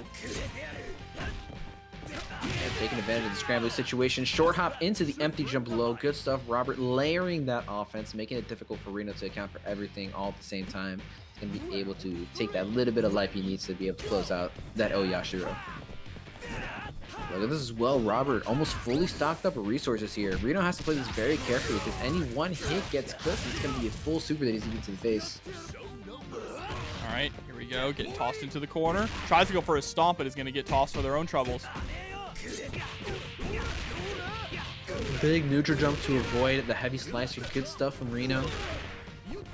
Always putting himself in a position where it's difficult for Robert to get what he wants. Alright, this is where Krohnen's comfortable. He's got you in the corner, nowhere to run to. Just like that though, Rino managing to steal it back. Yeah, but that threat of 4 bars on deck is forcing Rino to be a little more cautious about the approach. Tries to go for a third empty jump throw. This time, Rino is ready for it. How are we going to get in to close the distance here? And unfortunately, we're not. The trade is going to be in Robert's favor. Yeah, tries to go for the super shallow jump A, but unfortunately, Robert already throwing out that jump CD. You know he's got it in this trap. Just like that. Gonna take Rino down to his ash yet again. There we go. Finally gets the EX slicer that he was looking for last time. Projectile invincible too. It can be pretty decent for him to get in. But Ash recovering pretty quick from those fireballs. It can be pretty hard to punish and throw them out. Absolutely. There's the big connect hit. straight into the quick max. Time to shut my mouth. I'm sure Rino appreciates it, man. I mean, he doesn't have that much life to work with. Surely he's not going to drop it in just a little bit, right? Right, chat? It doesn't matter. It doesn't matter. It doesn't matter how short it is, how little life there is. I've learned my lesson, and I don't want chat to yell at me. Because they will. Ready, go! Absolutely. I mean, hey, you're on the team, right? You can't be accused of colluding. I have the script, all right? Oh, true. Here we go, the fade backs. Rino can still make this comeback here. Just needs to get at least 2 bars, right? Yeah, has to be careful, though. He's getting a lot of those jumps cooked by those 2 Bs. Yeah, definitely. Robert going into climax. Is this? I think this kills. Yeah, you're dead. GG, shake my hand. Damn. It's going to be it, though. Good, Robert. Good stuff to him. Keep an eye on this matchup. Yeah, moving on. Definitely a close slap, despite what the set count says. But Robert going to be advancing on, I believe it's winners finals that he's going to find himself in. Yeah, absolutely. But we are going to be able to see if Rino will be able to rise from the ashes. All these characters, they put him in the game and he's trash. Yeah, we ain't going to lie to you, all right? He's trash. But if you like him, play him. No, absolutely. I mean, he's not unviable, right? I definitely don't want to give you that impression. But going into it, though, we got 2 players playing 2 very viable characters. Both of them being Kyo, of course. Absolutely, and here we go. We're already seeing that pressure with the JCD in the corner. Mixing in the strike throw game a little bit early there, right, to get that early conditioning on deck. Alrighty, nice reaction from the DP Tamago. His anti-airs have been so on point today. One of the things that separates him from the other players here in the bracket. Oh, but runs straight into a 2C. That's right, though. We're mashing on 2B there to close out the round.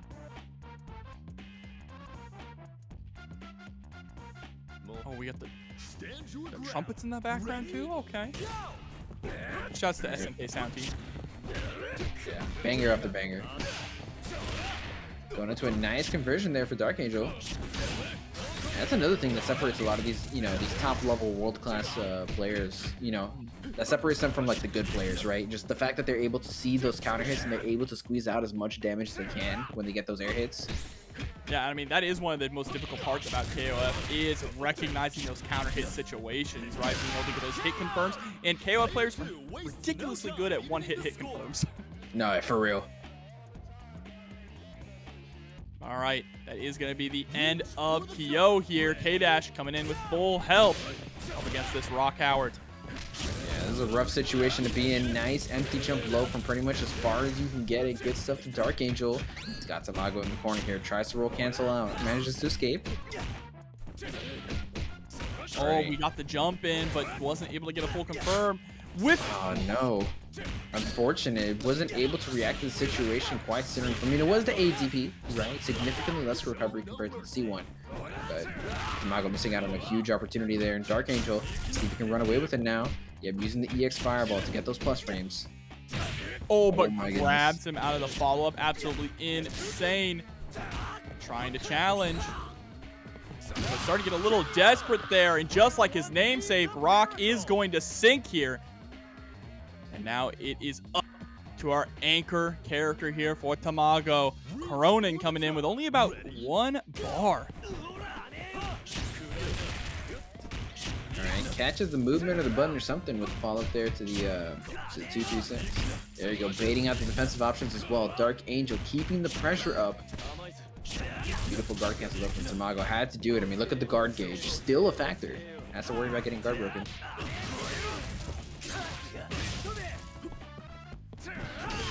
Oh, shout out to Smoke Rodeo with the $50 contribution to the match of Reno. Thank you guys so much for your support. Yes, Sure, all these players are appreciated. Absolutely incredibly generous here for these players who are putting on an incredible show for you. And DarkAngel, again, just trying to find that single hit. Oh, could have had the chance for the anti-air, but didn't quite react fast enough. There we go, this time getting it. He heard the $50 and he's like, all right, bet, time to take it. Also, I see a really interesting question in chat that I kind of want to address in between games here, asking, I play mostly melee. Am I stupid for thinking movement in this game feels melee-esque? You are not stupid at all, because Super Smash Bros. Is actually inspired by King of Fighters. It is directly inspired by KOF from the creator himself, all right? Yeah. So you are absolutely on the money with it, and if you are a Smash fan, you should definitely check out KOF, because there might be some things you really like about it. Yeah, I mean, there's a lot of similarities, right? You got the short hops, you got the rolls, right? A lot of things carry over. Absolutely. Here we go. Nice anti there from DarkAngel. Right, beautiful. Had the corner positioning early on to start with, but Tamago, again, stealing it there. Oh no, getting clipped by the absolute last active frame of the upkicks. Oh, here we go, challenging with the 2B. Now it's time for Tamago's turn to strike.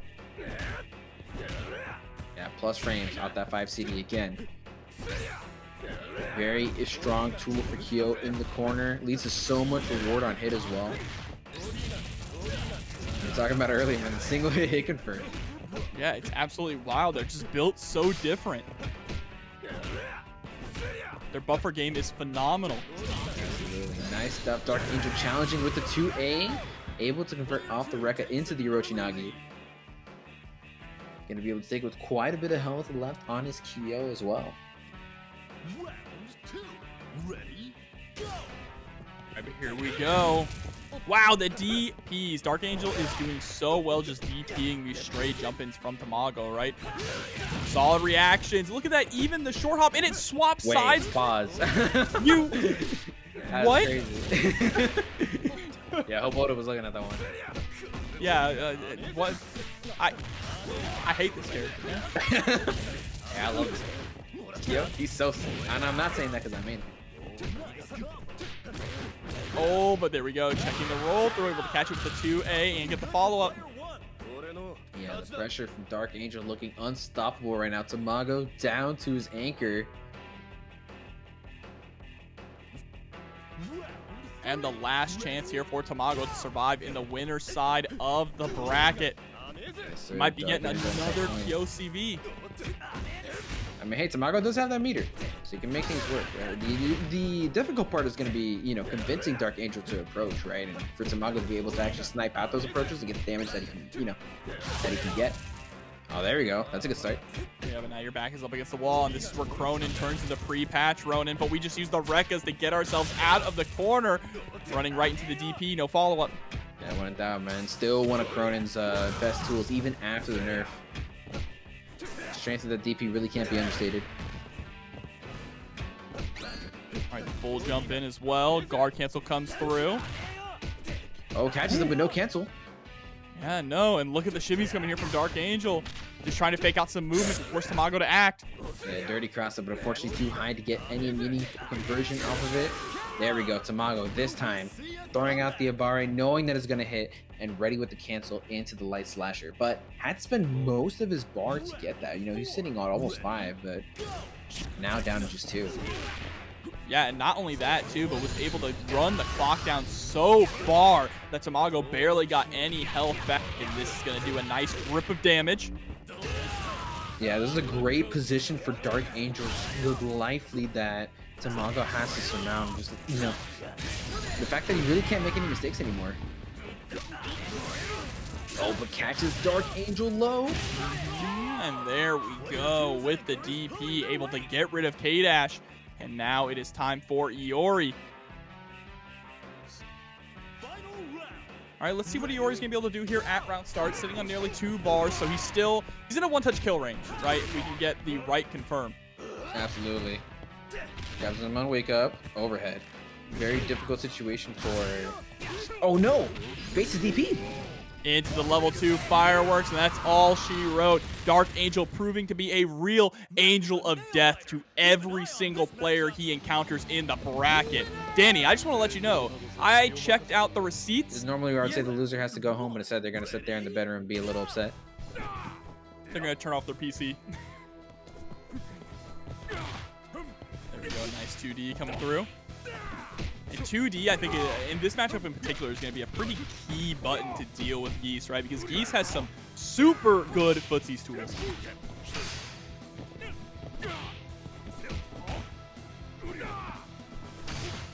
Oh, nice check there on the attempt of the JA. Pushing ourselves all the way back to mid-screen. Clean jumping to the EX. And we're able to get the low there, closing out Clark just like that. And why do they call him Geese? Have you ever encountered a goose before in your life? They're terrifying. They're terrifying, which is very fitting for Mr. Howard here. All right, pushed into the corner by K-Dash pretty early on. Oh, this surely won't kill, right? No, this is dead. No, but we dropped the pickup there, unfortunately. Still needs to find just that one touch. Even chip is a factor now. If we could just force some blocks here, but we are going to get the hop in with the JA. So now things are back to square one for both these players. Of course, Luong with a little bit of a meter advantage here, but this is another interesting matchup, right? I feel like K-Dash has the tools to kind of stop Luong in her tracks, prevent her from getting that snowball rolling, but not if you're baiting out DPs like this. Yeah, this is going to be a huge return for Lokof. I mean, this is what you want, right? You know, it might go down to the wire in terms of both you guys being under mid, but if you can bait out those DPs and get those really big hits, get those early advantages, and it'll put you in such a nice position. But ShadowX already answering back, gets mashed on though. Lokof not respecting the pressure whatsoever. Level 1 is enough to kill, just steps right on the face. For free? Just like that? Yeah, for free? Can't be giving that out for free. Okay, here we go now. ShadowX on the anchor Iori. I think still in a pretty good position to bring this back, especially with the lack of meter that is here on Lokof's side. There's a nice throw. Oh, what a trade. Lokof ready for the conversion as well. Absolutely insane playing right now. Oh, the ShadowX trying to walk out of the corner to steal it, but Lokof answering back with the air special like that, able to keep ShadowX in the corner like that. Quick max cancel, the original drivers, we keep bringing it up. Yeah, exactly. To mix up for the low there. ShadowX going to be able to get Luong out of here. The more I see it tonight, the more I firmly believe it, all right? Literally, you run forward when you activate it. That's true. And time stops just for a second. Just enough to know what happens. Not enough to actually react, but, you know. All right, I like the roll backwards too, just trying to force Lokof to whiff something. Oh, needing that low snake back was huge because now any good hit's gonna do it. Lokof finding the 2B, converting with all 3 of his bars here. Gonna be way more than enough that he needs to take that first game. Great stuff to Lokof. Absolutely here. Pretty solid first game for Lokof as well. I love that Lokof is really pushing Geese and Yamazaki to their limits, right? Definitely the best in North America when it comes to piloting those 2 characters. Honestly, I think that Yamazaki is his best character on his team. Luong might be the best when it comes to tier list placement, but there is something about the way that he plays Yamazaki that is just so clean. Absolutely. And I mean, you know, being able to play that character clean is such a big deal, right? Especially with the mechanic that he has after his super, where he's able to poison you. If you can poison someone and just like play a very solid like defensive game where they can't really get out on you, the life differential just starts adding up. And, you know, it starts to feel helpless almost. Oh, there we go. Deathlight Driver. Nice block on the overhead. Lokof very alert this set. Oh, but too predictable there with the jump ins. Trying to go up into the skies again. We already have 2 Deathlight Drivers on deck. Overshoots the jump just a little bit. That's okay though. Manages to get ShadowX back into the corner with the counter. Yeah, we are scrambling right now, and Tamago ain't even on the screen. But there we go. Oh my goodness, the whip punish, the command grab. Hold on, this guy's a grappler player. That is 0, so we are straight back to neutral. Gets the EX straight into the stomp. Again, Clark losing out to the point where against Geese, but this time faring a little bit better, making more of that damage stick. Absolutely, Lokof. Definitely not sitting comfortably here. Okay, it's going to be a huge grip of damage. ShadowX opting to go for the reset instead, it looks like. There it is, finding the 5C in a beautiful reaction to be able to confirm that with the super. Gonna tie things up here. Here we go now. Luong coming in with a substantial amount of meter to get things started against K-Dash. ShadowX able to find the air conversion. Guard cancel through and then tries to go for the cross-up. Really cheeky decision there from Lokof. I like it a lot, but even more impressive that ShadowX sniffed it out and blocked it. Absolutely. This guy's defense is on another level today. Okay, we got the pressure here with the jump CDs. Watch the guard cage though on Lokof. Yeah, that's why we're running away, right? Just trying to buy some time for it to build back up. There we go. EX air minute spike. Huh? What? Huh? I've seen so many interactions tonight that I swear I've never seen.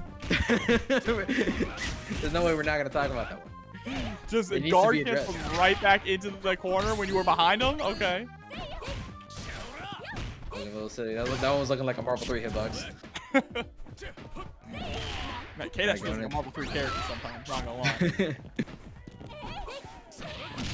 Oh, there we go. Big whiff punish on the misfinder. I'm telling you, man. She's Johnny, but with legs instead of a sword. You're right, you're right. She just needs to hit the vape on you. Where's her Baka's side? Ah, please. I don't need this character with the... Some unblockables? Yeah, I'm good. Thank you. Oh no. What a safe jump, and then the full jump in for the optimal punish here from Lokof. Stop on him, talk to him. Yeah, and again, he can kind of chill out here. The poison doing some work for him, and now look at the life differential. Doesn't even need to worry about the clock running down just because he has so much life here, but ShadowX trying to get as much extra credit as he can. Okay, we got the jump CDs yet again. Very risky to challenge is why you see a lot of players. You know, they'll take 2 or 3 of those, just block them in a row just because they don't want to be wrong and get clips. Wake up into EX slide. ShadowX is a madman here, and look at the reward we got off of that. Just such a risky maneuver. Yeah, working out though. Look at all the life he managed to shave off of Yamazaki. They're also going to be going in with the meter advantage, enough for Iori to get the EX firework special. This is a dangerous situation for Lokof for sure. Yeah, ShadowX close to possibly even a one-hit confirm, right? We do have level 2 fireworks, also getting close to getting EX as well, and I think that's enough to close it out if we can get a clean jump in. Big anti-air with 2B. Again, racking up the poison. That's going to be the big equalizer in this matchup. If you get just a couple more of those, look at that. Life bar is already pretty much even. Delayed jump CD, trying to catch some reaction there. Nice roll from Lokof, escaping the strike throw situation. Isn't going to get command grabs. Now look at this. ShadowX only off of 2 confirms, barely any life to work with anymore, and a couple of air-to-airs is going to be it for Lokof to take it. Really solid play from him to be able to take it 2-0 against ShadowX. Absolutely. What a phenomenal performance there from Lokof. Shake his hand, say he didn't mean it. Ready, go. Chat telling me no. All right, all right.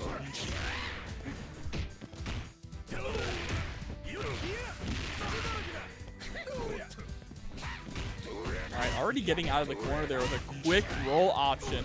Now it's Rino who's back up against the wall is what I would say. Okay, yeah, it's exactly what I would say. There they are. And again, look at that guard bar. has to act aggressive now, because otherwise that guard break is incoming. That's exactly why you see all those guard cancels coming out, right? We had to do something to escape, and that was a block, right? That just pushed Lokof to one corner, and now we're going back to the other coast. Yeah, so, I mean, this is one of the things that makes Yashiro so strong, is the fact that you can't really stop him from approaching you like that, at least not easily, right? Everything's a huge risk. Nice to snake bite. Yeah, Aiming the high one to catch the hop. Corner pressure on that, the corner carry on that is insane. Rube will eat your heart out. Here we go, trying to harass with these long-range normals here from Yamazaki. Nice air-to-air jumpy, one of the best buttons in the games of doing that. Alright. Rino slowing things down here, looking for a good opportunity to approach. There we go, turning up the aggression yet again. Lokof looking like a deer in headlights here. Couldn't quite find the opportunities to stop this bulldog offense from Rino here. Yeah, and I don't blame them, right? Really scary when you're that one touch away from dying and you're going against such a brawlic character like Yashiro. But now with a full life Geese, we can take a few more risks and try to establish some more pressure and challenge. It's going to be tough, though. I mean, Yashiro with bar definitely hurts, but Lokof going to be able to go into the super, take out Yashiro, the character that's giving him so much trouble here earlier on in the set. All right, things are even now. But take out one Yashiro into the other. And look at all that bar he has to work with as well. Say, one of these things is not like the other. Yeah, that's true, that's true. Yeah, I mean, a couple of good hits like this. Into the super? Yes, sir. And now you gotta guess. Out. Actually, you gotta guess for your life. Wow. Oh, no. I didn't even know what side that was gonna hit, to be honest with you. Rino opting to go for the backdash. Even if he gets skipped, it doesn't mean it's the end of his life here. So he still does have the opportunity to play nice anti-air with the 5D. Yeah, trying to check with the 5A as well, but there's the guard cancel out into the punish. Able to confirm into the grab with the craziest looking German suplex ever. Bro puts you a full 180. Not a safe worker at all. Going into Rino.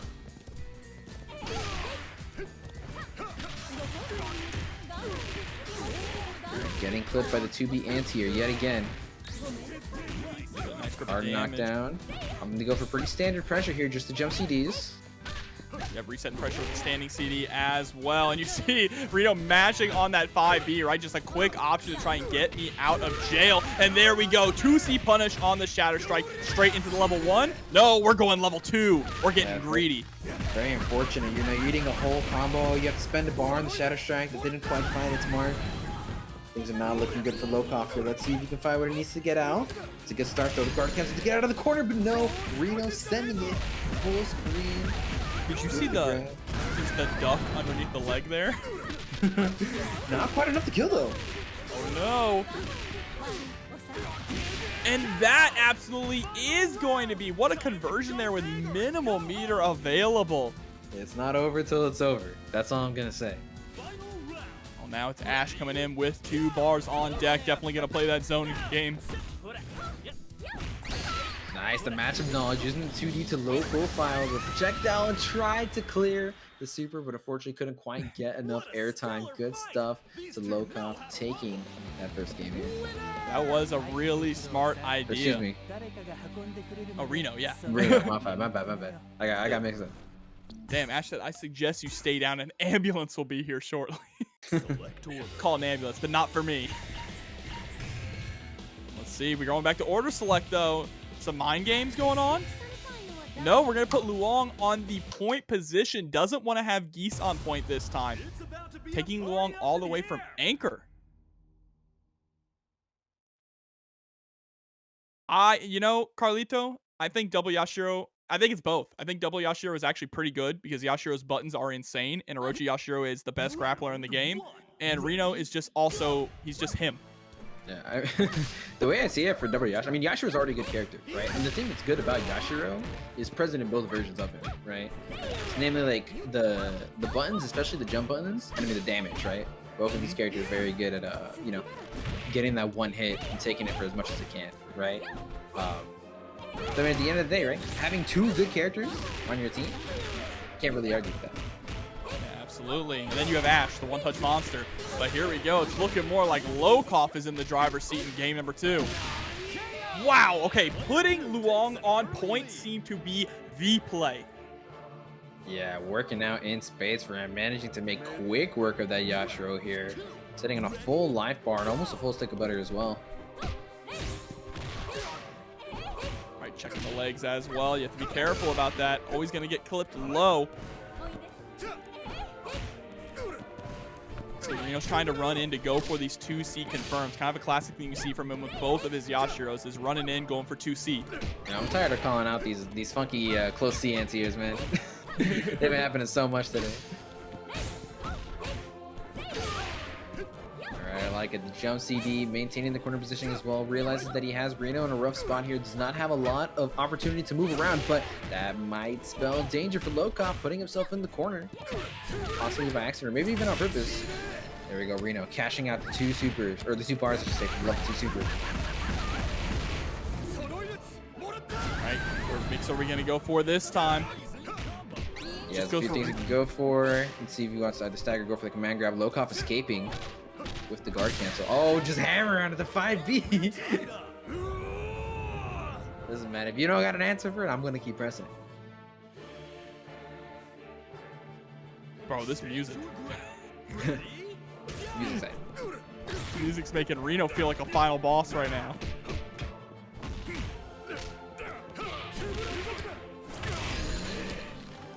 Rino catching him with the 2C again, confirming into the level 1.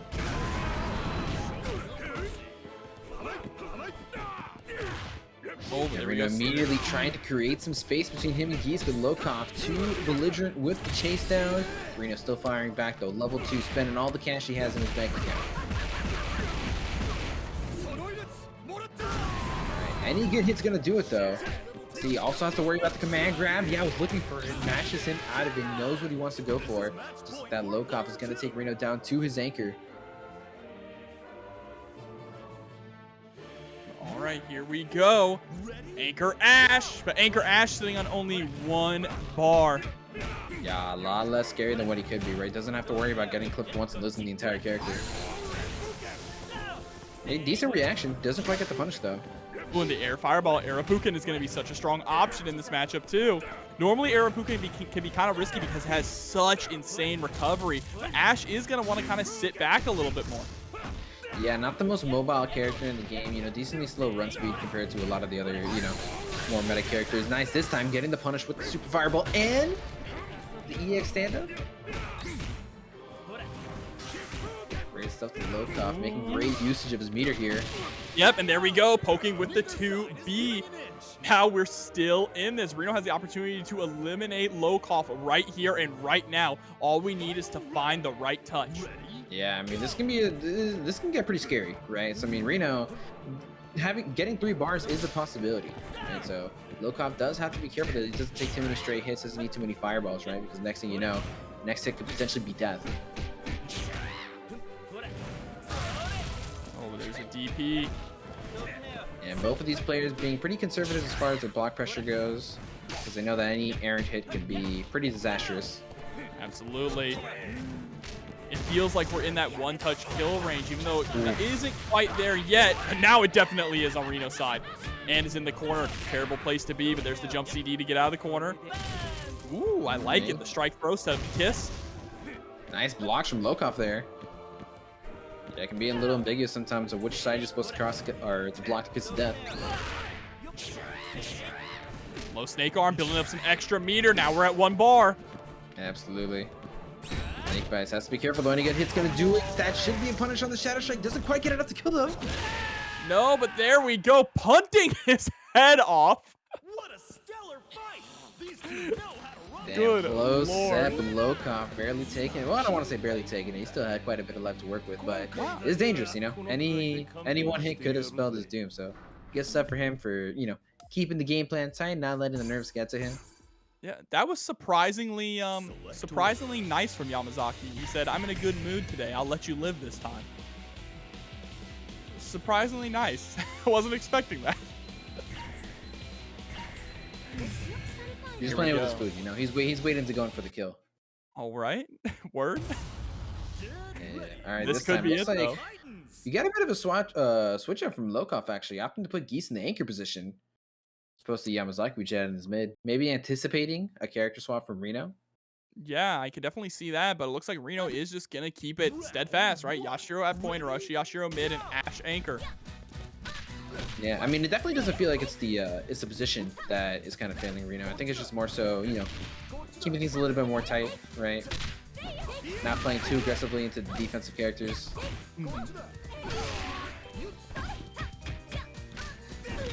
There you go, getting cornered, trying to answer back with the 5B, but unfortunately getting clipped by the stand CD. Such a high reward option for Luong. Definitely going to see it quite a few times in this set. Just like I always see Onitera coming in with the $15 contribution to the match arena. Thank you very much. And as we say that, Lokof gets guard broken, but Reno isn't able to really get any kind of a reward for it. Just a couple stray hits, and now we're back to neutral. Has been unfortunate. I mean, guard break definitely a strong win condition for Yashiro to fish for, right? Just because of how difficult it is to get him off of you. But if you do get those guard breaks, you really do need to make them count. Yeah, for sure. It's such a rare thing to get. And also, I am getting whiplash from the music now. There we go, able to score. Yeah, it's a different vibe, for sure. Look, this is like a June-S vibe, you know what I'm saying? Yo. Shout out to Yosuke. I hate that dude.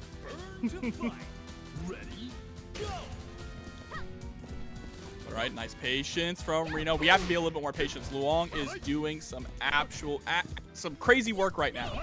Just zoning out both of these Yashiros. There's a clean jump and wow, a full jump and punish as well. Yeah, super as well. Should be enough to close things out here. Oh yeah, definitely. Oh no, not quite. Oh, the cross-up JC absolutely is. But that illegal hammer fist in the back of the head.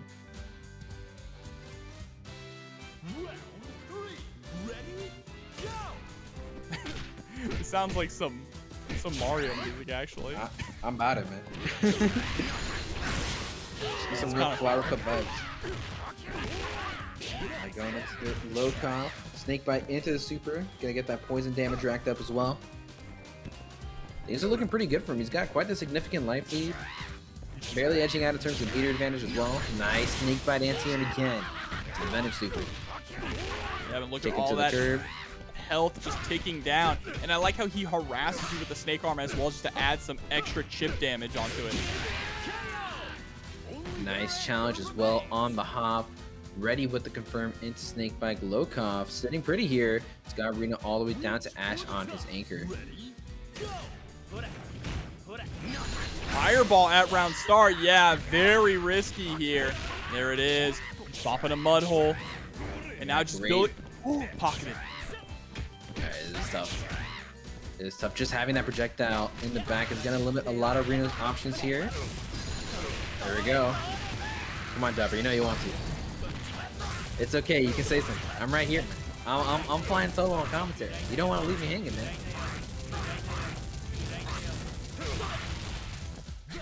I appreciate your dedication. Yeah, you ain't gonna catch me. I ain't biting, all right?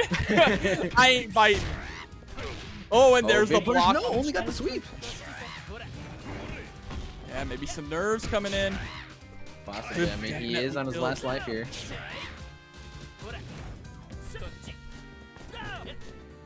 Move cancel in to the 4D, trying to just keep space as much as he can. Oh, trying to go for the mix-up again. Once again for the cross-up low. Oh, no, where did we do the... Wow, that kiss was way off course, and now our back is up against the wall again. There's the poke out. We can get some chip damage on deck, too. Oh my god, beautifully timed roll to avoid the snake bite. 9 seconds Rino left. playing things super slow, just has to survive enough for the timer to get back. That's an okay trade. You're gonna get that life back. Barely any life. But we've gotten into the green. That's a little bit better than I was expecting. But still, it's a one-touch kill range for Geese. There's the run-up throw. Sets up the kiss. Same side. Oh, but no, we definitely could have gotten more. Yeah, Reno's finding these hits. He's actually doing pretty well in that department. It's just making them count where he's finding trouble. I think the reset there, because we threw out another kiss, I think Reno, in his mind, was already committed to the fact that it was going to be blocked. Maybe. I mean, that definitely is a thing, right? Especially when there's nerfs. You want to just advance to the next layer as much as you can, right? And no matter how good your mix is, you think your opponent might be ready for it, so you try to go for something else. Oh, this is so nerve-wracking here. Both of them in a one-touch range. Yeah, getting quick down to the Ryer. Rino does not quite have that level 3 yet. Lokof with the close C, expecting some fake stuff, and he was right. He's going to be rewarded for that gamble by making it into loser semis, I believe that puts him, if I'm not mistaken. Willing to put out that stand jab? Are you willing to DP? If you know that, you know, being wrong could potentially put you into a pretty crippling position. There we go, JCD. First one to let it rip is going to be DarkAngel.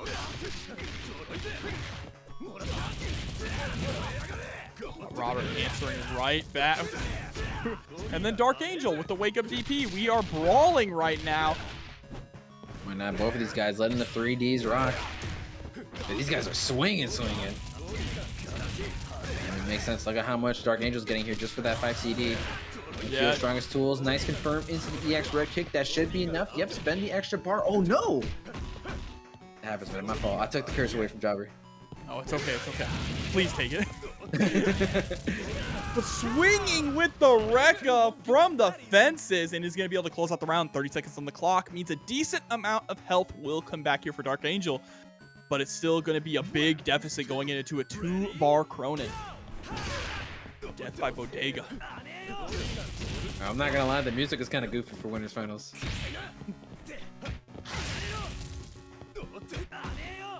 Going into a Robert answering back with EXDP.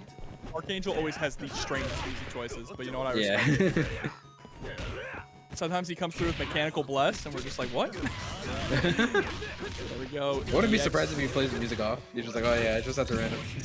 He picks all the annoying songs in his jukebox and then turns his music off. That's good. That's mental warfare. I like that. Psychological warfare against your opponent.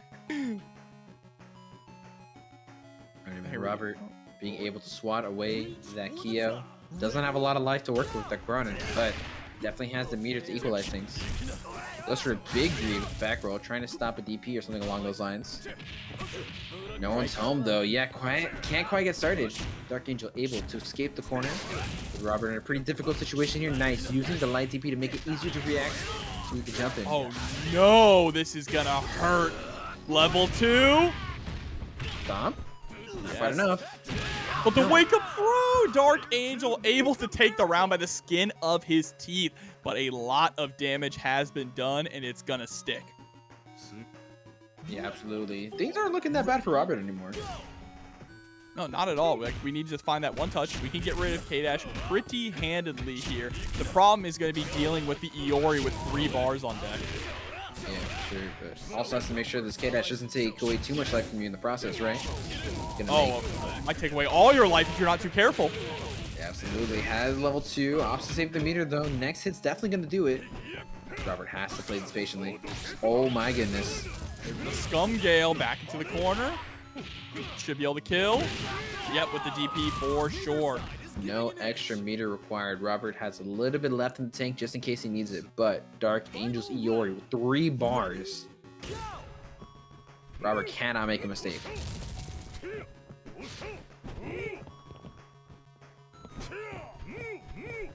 Look at this, just trying to play the spacing game. The full run-in too. Run-in stop. Just trying to force a whiff. And Robert not trying to overcommit, doesn't want to make too many hasty approaches, right? Because he knows that he's at such a deficit where any one hit's going to be able to do it. A hard knockdown though with the Rekka. Yep, save time. And the Frank kill for that. There you go, DarkAngel with the pressure too much for Robert to deal with. Tries to DP out, but unfortunately, DarkAngel had the safe jump on deck. Gonna punish all the way with the climax as disrespectful as it possibly can be. Yeah, but that is game number 1, 1-0. We got to keep that in mind. 1-0. Is Robert going to be able to break the streak here? Can we? DarkAngel hasn't even bled yet. That's the crazy part. What do you do against a man that can't bleed?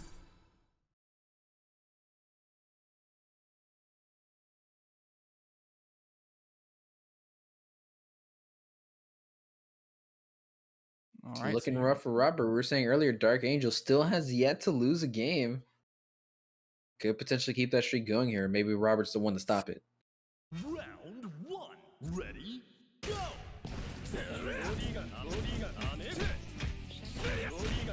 All right, round start. DarkAngel already putting on the pressure. Nice bait from DarkAngel. Yeah, it's important, right? I mean, a character like this, he can just keep holding forward and keep the pressure going all day if he wants to. What's important is knowing when to pump the brakes, when to give your opponent enough rope to see if they do want to try and get out. Punish them accordingly. Sometimes you have to know, too, just when to put the pedal to the metal. Able to get the stun there. And DarkAngel trying to take a straight course to Grand Finals winner's side. Absolutely. An optimal meter gain as well when he was recovering for the stun, going for the 2 records and then the DPs. Those who don't know, DP stat moves actually give you the most meter in this game, just from how much they give you on startup as well as the actual damage from the move itself. It did so much that SNK actually had to nerf it in the last challenge stage. You know what they also said they nerfed? They said they nerfed 2A or 2B. Oh, yeah. But I mean, you know. They said they did. Yeah. People are still exploding out here. Absolutely. Oh, brave jump in from DarkAngel, working out for him though. Nice confirm into the EX rec kicks again, going for that route that gives him a nice mix of damage upon carry. Abba, look at the movement there. DarkAngel's so patient with the approach. Oh, it tries the DP, but a little too early. Ooh, slides right underneath with the 3D, and this time Robert is ready with the 2A punish. But man, the amount of damage that has been done. Kyo was cooking. And now it's time for K-Dash to reap the benefits of that and enjoy this meal. Jump A does not quite miss his mark, and that's going to be unfortunate for DarkAngel because now he finds himself in the corner against Krohnen. It's very difficult to escape from, like I keep mentioning, but again, DarkAngel always finding the ways to sneak out. Here we go, nice DP. Now allowing us to get out of the corner with a forward throw. Wake up DP. When DarkAngel just throws out wake up DPs, I don't even know what to think. He just knows. Oh, Robert answering back with DP of his own. Only has to spend 1 bar in it. And it's going to do it for no meter necessary, but we're going to spend it anyways if it means we're going to pass through those fireballs. Good stuff to Robert, taking out K-Dash with his Krohnen still alive. Let's see how much extra credit he can squeeze out of Iori. EX Slicer, such a good tool. Very underutilized, I feel like. I almost feel like sometimes people forget it exists. There we go, ending that definitely. I mean, Robert already showing off some of the strengths of that move today in this bracket. It's a knockdown, EXOTG.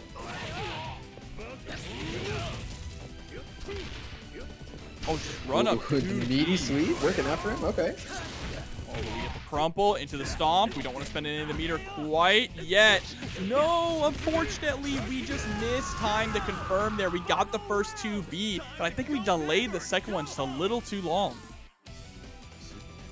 So here we go now. Anchor Wars with the Ioris. We go from Point Kyo to Anchor Iori. The way it should be. See, any good KOF team is Kyo, Iori, and whatever character you like. It's a safe bet. Yeah, Robert's finding the hit here. Gonna spend some bar on the super. Do we spend more? Yeah, looks like it. Getting the level 1 extension. And the choke slam as well. It's gonna give him that OP. Alright, Robert, just like that, having the advantage, but DarkAngel looking to steal it away with the EX command grab. Alright, putting him in DP ender. Any one good hit's gonna do it from either player. And the challenge with the 2B. Are you kidding me, Danny? Just when you think. Oh, he dropped. Okay. We're good. Just when you think he can bleed, something activates within him. 2-0. That is the closest anyone has come so far tonight to taking a game off of DarkAngel, but still it hasn't been done. How did he even find the gap to do that? How did he even squeeze in that 2B? What was he looking at? I don't know. Chat's right. That's a Mexican reset. We went for that. True. That was absolutely insane. DarkAngel somehow pulling that win out of thin air. Oh, that 2B was crazy, and we were ready. We were ready right on point with the quick max confirmed too. Like the gall to just press like that. Yeah, fighting games are definitely a conversation, and DarkAngel just spat in his mouth. Let's see. Now we're putting Krohnen. So Krohnen's on the middle position, like always. That's how it's been so far with the Anchor Iori. Just maybe taking a little bit of a breather going back to the order select. You know, got to reevaluate what went wrong. You were firmly ready to take a game there. I mean, at that point, it's most likely just small adjustments, right? Making sure that, you know, you still play solid, right? Maybe just tightening up the gaps a little bit in your pressure so that way, you know, DarkAngel can't sneak in those 2Bs like he just did. Look at DarkAngel with the early lead here. Has Robert on the corner. Robert slowly trying to fight his way back. Had the reaction on the EXDT, but just a little bit too late. And now Robert's going to cash out for as much damage as he can get here. Corner position as well, very important.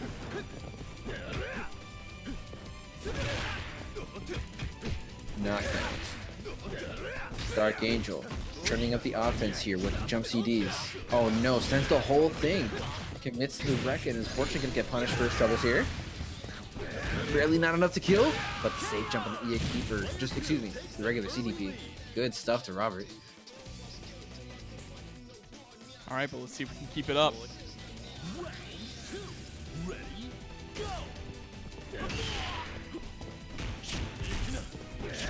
All right, setting up the fireballs again. Nice, DarkAngel covering every single option of approach that Robert has here, making it very difficult to know what it is that he's going for, what it is that he's trying to check. Robert thinks he has a good read, but no, unfortunately, DarkAngel one step ahead and able to catch the hop there with the fireball.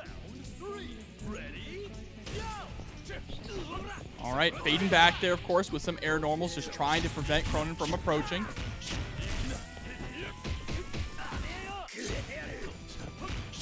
Heavy slicer, DarkAngel opting to roll away. Doesn't want to deal with the mix of operators. Nice low profile there on the CD.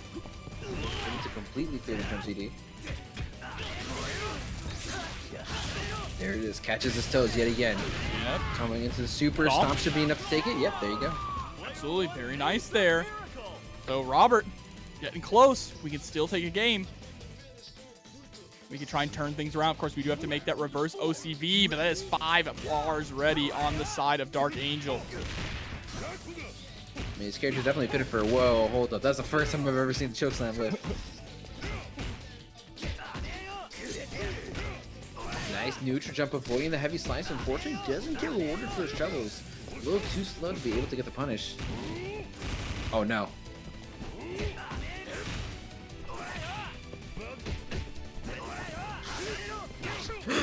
Unfortunate, just barely out of range of the DP. Robert trying to squeeze him back into the corner, but DarkAngel, the jump was a little bit too far. Able to get the punish, and now Robert's in a terrible position. Barely any life, only 1 bar of super as well to work with, spending half of it there on the EX Slasher. What a challenge! Runs right into the fireball, and now Robert, DarkAngel, excuse me, with a full health Iori sitting with 3 bars. He just looks unbeatable, Danny. It's looking scary right now. But I mean, hey, he is on his ankle. Robert has bar, not as much, but I mean, oh my goodness. Yeah, we can get a substantial lead here. Maintain that corner positioning. Oh, that's it. Robert patiently waiting for the DP. Smart stuff. Has a level 2 fireworks on death, and just like that, Robert taking the first game off of DarkAngel that anybody's been able to in this entire bracket. He can bleed. He can bleed, which means that Robert has the ability to take this back, to get to that grand finals winner side. And I was a little quiet in that last game because I was doing some research here. DarkAngel has won the last 4 TNSs in a row. Wow. So if we win this one, that is 5 in a row, which is kind of crazy. He's consistent. What can I say? My man's But on one. he's human. We've learned that now. This is true. So let's see if Robert can capitalize. Starting things Hello? off with the uppers, the legs. DarkAngel is in his head, knowing what he wants to go for before he even does it. And he's willing to go for the crazy answers just to prove himself right. Jump CD pressure, classic Robert answering back with stance CD of his own. All right, gets the cross to the JB. That was wild. Yeah, absolutely insane cross-up. Good stuff for DarkAngel. I mean, that's the mark of one of the many marks of a big KOF player, right? Being able to find those jump spaces where you know you're gonna get those funky cross-ups like that, hitting those and being able to convert into a good combo like that. Yeah, very consistently too. And there's the run-up EX command grab. Yep, you can't be throwing out those bodegas for free like that because the EXDP will punish them. And Robert gonna shut down DarkAngel's Kyo to start things off.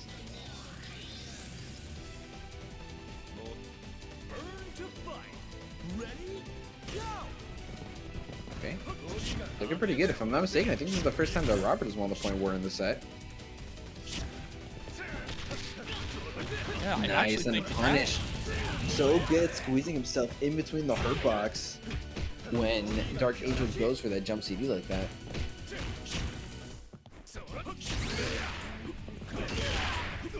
Alright, but the Okay, trades not gonna go here. for jump CD. Yeah, knew the slide was coming, so decided to wait for it.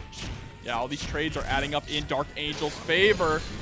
What a challenge. It'd be like that. Sometimes you gotta let him know.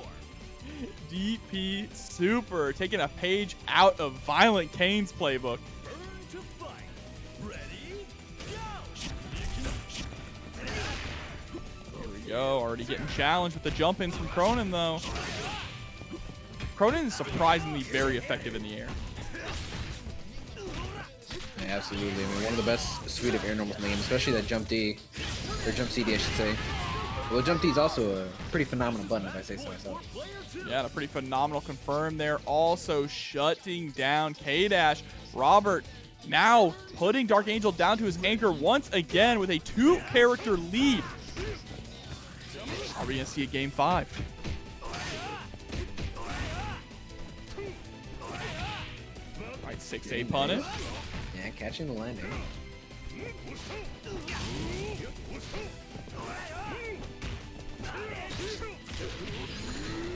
Yeah, couldn't quite get the answers that he needed.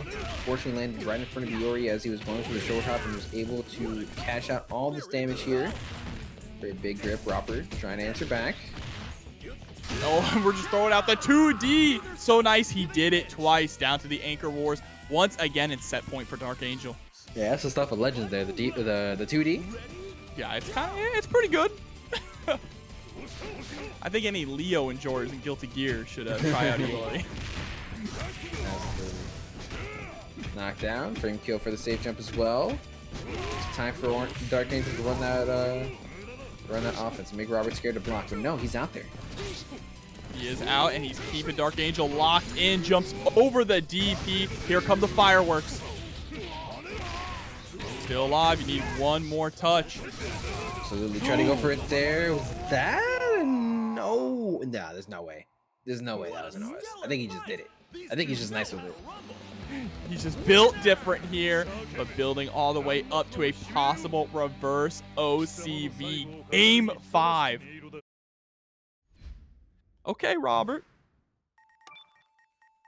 And if I remember correctly, when I was looking back at the last brackets, the person who won before the 4-week win streak from DarkAngel was, in fact, Robert. Oh, okay. Be a little poetic, you know? I mean, if there's anyone to stop the win streak, might as well be the guy trying to reclaim his throne, all right? Exactly, but let's see now. Jumping straight into it. Keeping the same order, as always. Yeah, even if you're not planning to actually switch, you know, when you're about to get reverse reorder, you get put into like a mentally tough situation like this. Oftentimes it's pretty good, you know, go back to character select or order select, whatever it is. Take a quick second to breathe, decompress, figure out what's going on, grind yourself in the set, and then go back into it. Yeah, absolutely. Get a swig of water, use the restroom, something. Right. Now we once again getting the Kyo mirror match, proven to be very popular. Absolutely. Oh, could have been a punish. Looks like he accidentally got the hit grab, but Robert not quite ready. The Bodega Wars. That sounds like some kind of slice of life anime. Like Food Wars, but instead they own shops in New York. Said they're serving up bacon, egg, and cheese the Aki way.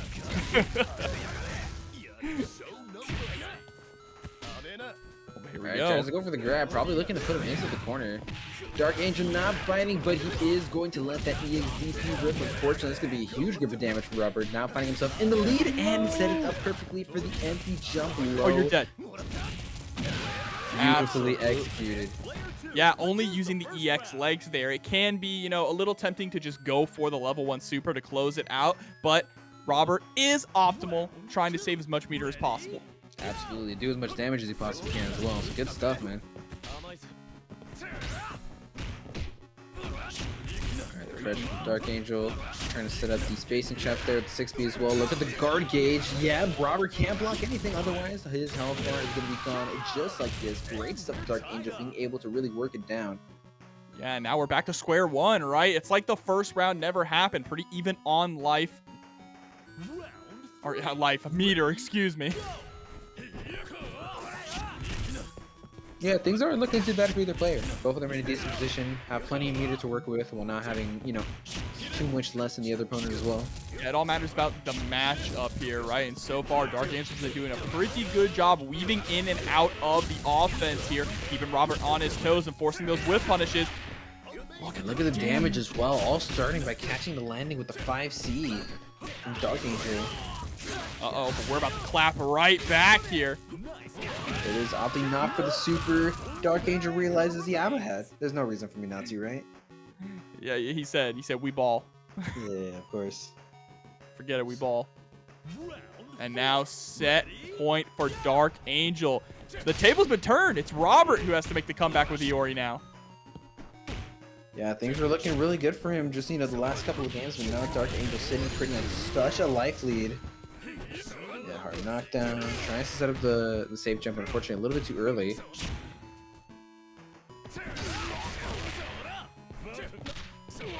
Ooh, trying to poke out with the 2B, but here we go. Yeah, One super more just barely touch. not enough. Ah, no, classic. That's fighting game 101. What a great fight! Huge fundamentals. Set up the spacing traps so you're minus, but nothing the opponent can press can hit you. They go for that button. Whiffs. Next thing you know, bam, They smack him locked with into the what they're comfortable with, but in terms Right, of what we right, might right. be seeing on screen, I think things could get a little crazy. You never know. Early opening gambit, but doesn't quite confirm the hit. Obstacle for the overhead Rekka. Unfortunately gets punished. Here we go. Already pushed to the corner, but too predictable. Tamago said, I was watching that last match. I know what you like to do with Kyo. Are you kidding? No. Tries to bust out, but unfortunately Lokof ready with the bait as well. And now Tamago in a pretty rough situation. Tries to skip the corner. It's all for naught. Lokof going to be able to find that like confirm to take that first character. Yeah, haven't you seen Twitter? You're not allowed to skip neutral, all right? Not on their watch. If you're going to play fair and honest, you're going to like it. No neutral skipping here. Alright, jump CDs, trying to start the pressure here. Already canceled backwards, try to catch a recovery or something, but not working now for Tamago. Lokof running the clinic here with Geese. Yeah, man's beating his own son. He can take it. He's grown. Alright, there's the toss. Pushing back towards the corner. A little too high for the jump CD. Doesn't quite make it to mark.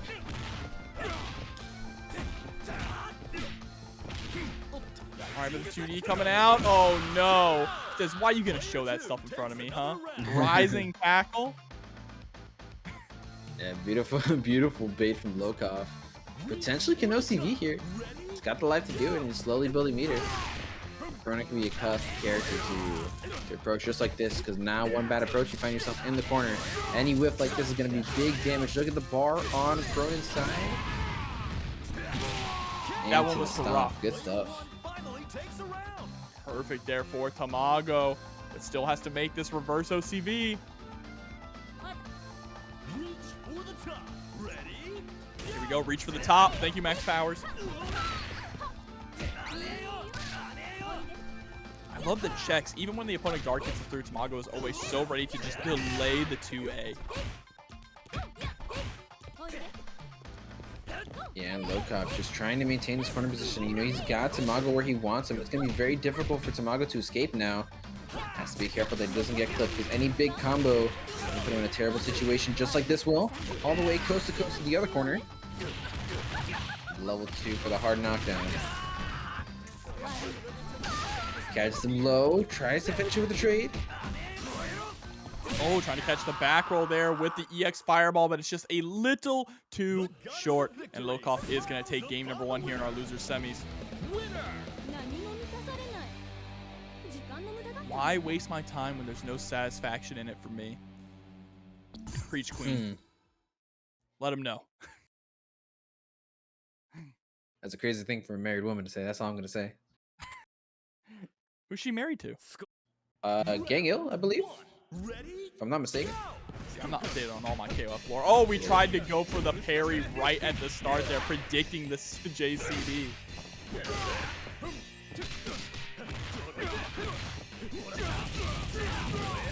Alright, but here we go. Full Rekka series. Fade back into the CD. Yeah, very strong option this time. Lokof catching it with the jump CD of his own. Alright, things looking fairly even here now. Trays. Gotta watch the life lead on Tamago's part though. Lokof can't be trading too much like that. Classic Kyo moment. Ooh, but there we go with the level 1 parry. There you go, 6B, max spacing there. This is gonna be safe and nice. I like the jump back D to try and stop the Kyo approach. Catching him after the guard cancel as well. Good stuff, Lokof. I'm just so happy to see Geese doing well in the tournament. Absolutely. Lokof really making him work. He's a sick character. He deserves to be good. I am. Oh, but we're starting to lean a little bit too heavy into those parries. Needs to be careful. Tamago ain't being too predictable anymore. Absolutely. Tries to go for the jump and nice tech. Just hopping over the fireball there, challenging with the jump CD as well. Oh, a little too high to actually get the full confirm on that jump in. Sad, but there we go. Burning Knuckle. It's just a fancy Buster Wolf, okay? Kinda, a little bit. You definitely learned it from Terry. Learned a lot of things from Terry. Yeah, absolutely. Going into Lokof, fishing for that hit. You know, trying to mix up his approaches, right? Trying to make it so that Tamago's not quite sure if he's trying to go in or if he's trying to go in and then leave back out, right? Trying to stay tricky, but it's not quite working out for him. Had him in the corner, but Lokof immediately stealing it back with forward roll. Oh my goodness, is that a crossover?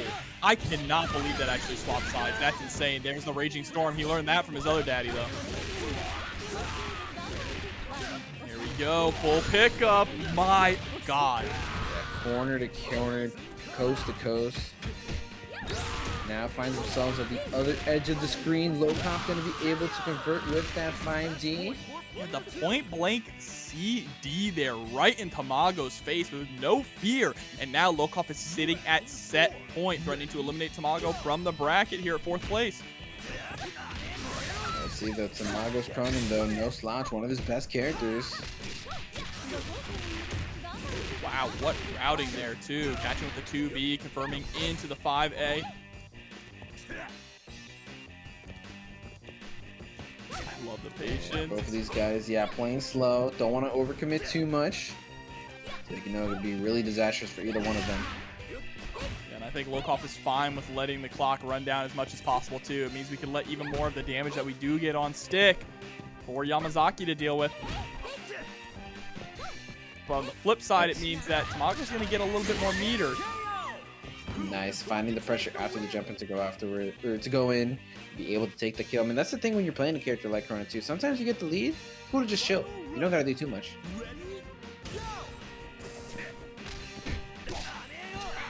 All right, close to even here. Tamago with a slight meter advantage and a slight health deficit. There we go, the big boot, the CD. Oh, you gotta be so careful with those snake arms, or you might get punished. And here we are in the corner. He goes for the Greg. Oh, another one. Oh, there we go. Stomp. Hit him with the Tetsuo. Hit him with the climax. Good stuff, Tamago. Great rotation of your offensive options, right? Always trying to keep him on his toes. Not sure if he's quite going for the overhead, the command grab. At the very end, though, saving the climax super when he knows it's going to be the most effective. Great stuff. Tying things up 1-1 here. Yeah, and here we go. Back to order selection, it looks like for Lokof. Maybe reevaluating things a little bit. I can see us taking Yamazaki off the anchor position, possibly. Yep, we are. We're going to put Yamazaki in the middle and Luong on the anchor to deal with the possible Krohnen matchup. I like this decision-making a lot. This is not a tag game. It is a 3v3 team game, but it's not a tag game. Round 1. Ready? Go! Already going things. Like we're saying, not quite any order switch-ups, at least not inside of Tamago. This Geese is looking pretty strong, so I definitely understand the reason behind putting him up front. Yeah, I think that's Geese's strongest point too, right? He doesn't really need meter to cook, and the fact that he has such good buttons allows him to bully characters when they don't really have meter to contest against him. Yeah, absolutely. Tamago, though, finding the hit he needs, converting all the way into the EX red kick onto the corner carry. And again, the jump CD is so difficult for the police to deal with. Yeah, man. Shoutouts to Idom coming through with the big raid. Thank you so much, Idom. Hope your stream went well. And welcome, Raiders. Y'all are just in time for some loser semifinals action in KOF. And Geese put so much for sticking around. Nice check there with the crouching A. All right, Idom's Raiders, hear me out, all right? Shatter Strike is just drive impact, and Quick Max is just drive rush, all right? We've been talking about it tonight. We're onto something. I think we're cooking up something. Oh, Tamago cooking up a casket here for Geese.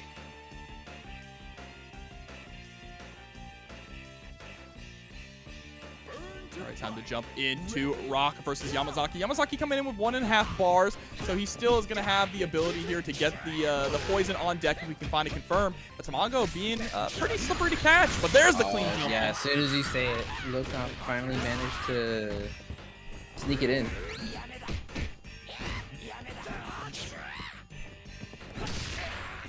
All right, trade in the air. Big trade in Tamago's favor. Nice, finding the anti. You're able to confirm it into the Raging Storm. Oh no, catches and mashing something. That's another bar. Yep, opting to spend it. Yeah, gets the jump in there. So now it is Tamago sitting at set point. Yeah, super late JD to take it. Alrighty, and we got Luong here. Has quite a bit of meter, and this is going to be a difficult character to, oh my goodness, catching the startup with the kick there. Yeah, this is going to be a difficult character to fight if she can get that knockdown, but the important thing is she needs to win that neutral first. You know, she can be annoying, she can poke you out, but especially when you have a lead like Tamago does, it's not the worst thing in the world to deal with. Yeah, absolutely. And we're already just trying to play the spacing game here, right? Utilizing our jumping CD, trying to check with some of these low normals, and he's able to score 2B. This is huge now, has that corner positioning, and is able to jump over and get a punish on the other side. Still not enough to close it out, but there it is. Chip out with the elbow. Tamago moving on to losers finals. Yeah, practically a checkpoint situation. There's so little life to work with. It's very whoever they have, right? Characters are pretty quick to pick up in this game, and it's all about knowing how to play KOF. Yeah, and these are two of the best in the business here to watch if you want to learn how to play KOF. Yeah, that was a pretty nasty cross up there coming in from Tamago to start things off here.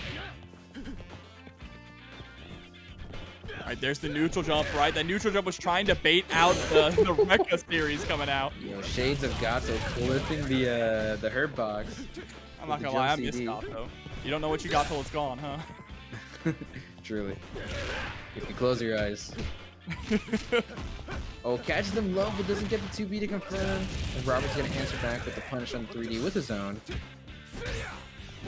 And CD coming out, and then just going straight into hop CD. Yeah, for all the Raiders coming in, that CD from Kyo, the little shoulder check, that is plus on block if you space it out. I mean, it's pretty difficult to answer, even if you do block it. And at worst, it's just safe. Right. You ain't punishing it. Right. And with the return you get on hit, pretty good move. That's why you see them press it a lot. A hell of a lot. Absolutely. All right, going into this, Tamago winning the Kyo War and immediately gets the first hit. Robert as well, neutral jump shimmy. Both these guys playing a little bit of Street Fighter, looks like. Oh, nice, max confirmed. That should be enough. Yep, go into the super. Robert gonna tie things up here. Oh, Max Powers repeating. He's the honorary third commentator, all right? All right, round start. Tamago backing up a little bit there. Was kind of expecting Robert to get on the aggressive side. Nice grab there, interrupting the stomp. That is the weakness of the stomp, right? The startup means if you can't interrupt it. All right, wow! What He just knew. a He just knew. Yeah, sidekick, but there we go. Tamago answering back with an EX parry, pushing Robert straight back into the corner. Not even a slide can get us out, but the 2B is going to with the slicer. Stop. Yeah, it messes up the frame kill, looks like. Tamago able to get that throw into the corner. There you go, I like it. The neutral jump to bait out the 5C. Oh, gets the clean jump in, though. Able to shut down Krohnen. Now Tamago looking to get an early lead on here in this losers finals. Remember, both of these guys were sent to the loser side of the bracket by DarkAngel, who is currently sitting in Grands. Yeah, a lot on the line here. Not just the money, not just the replacements, but the revenge, right? Absolutely. And we know we love some good revenge.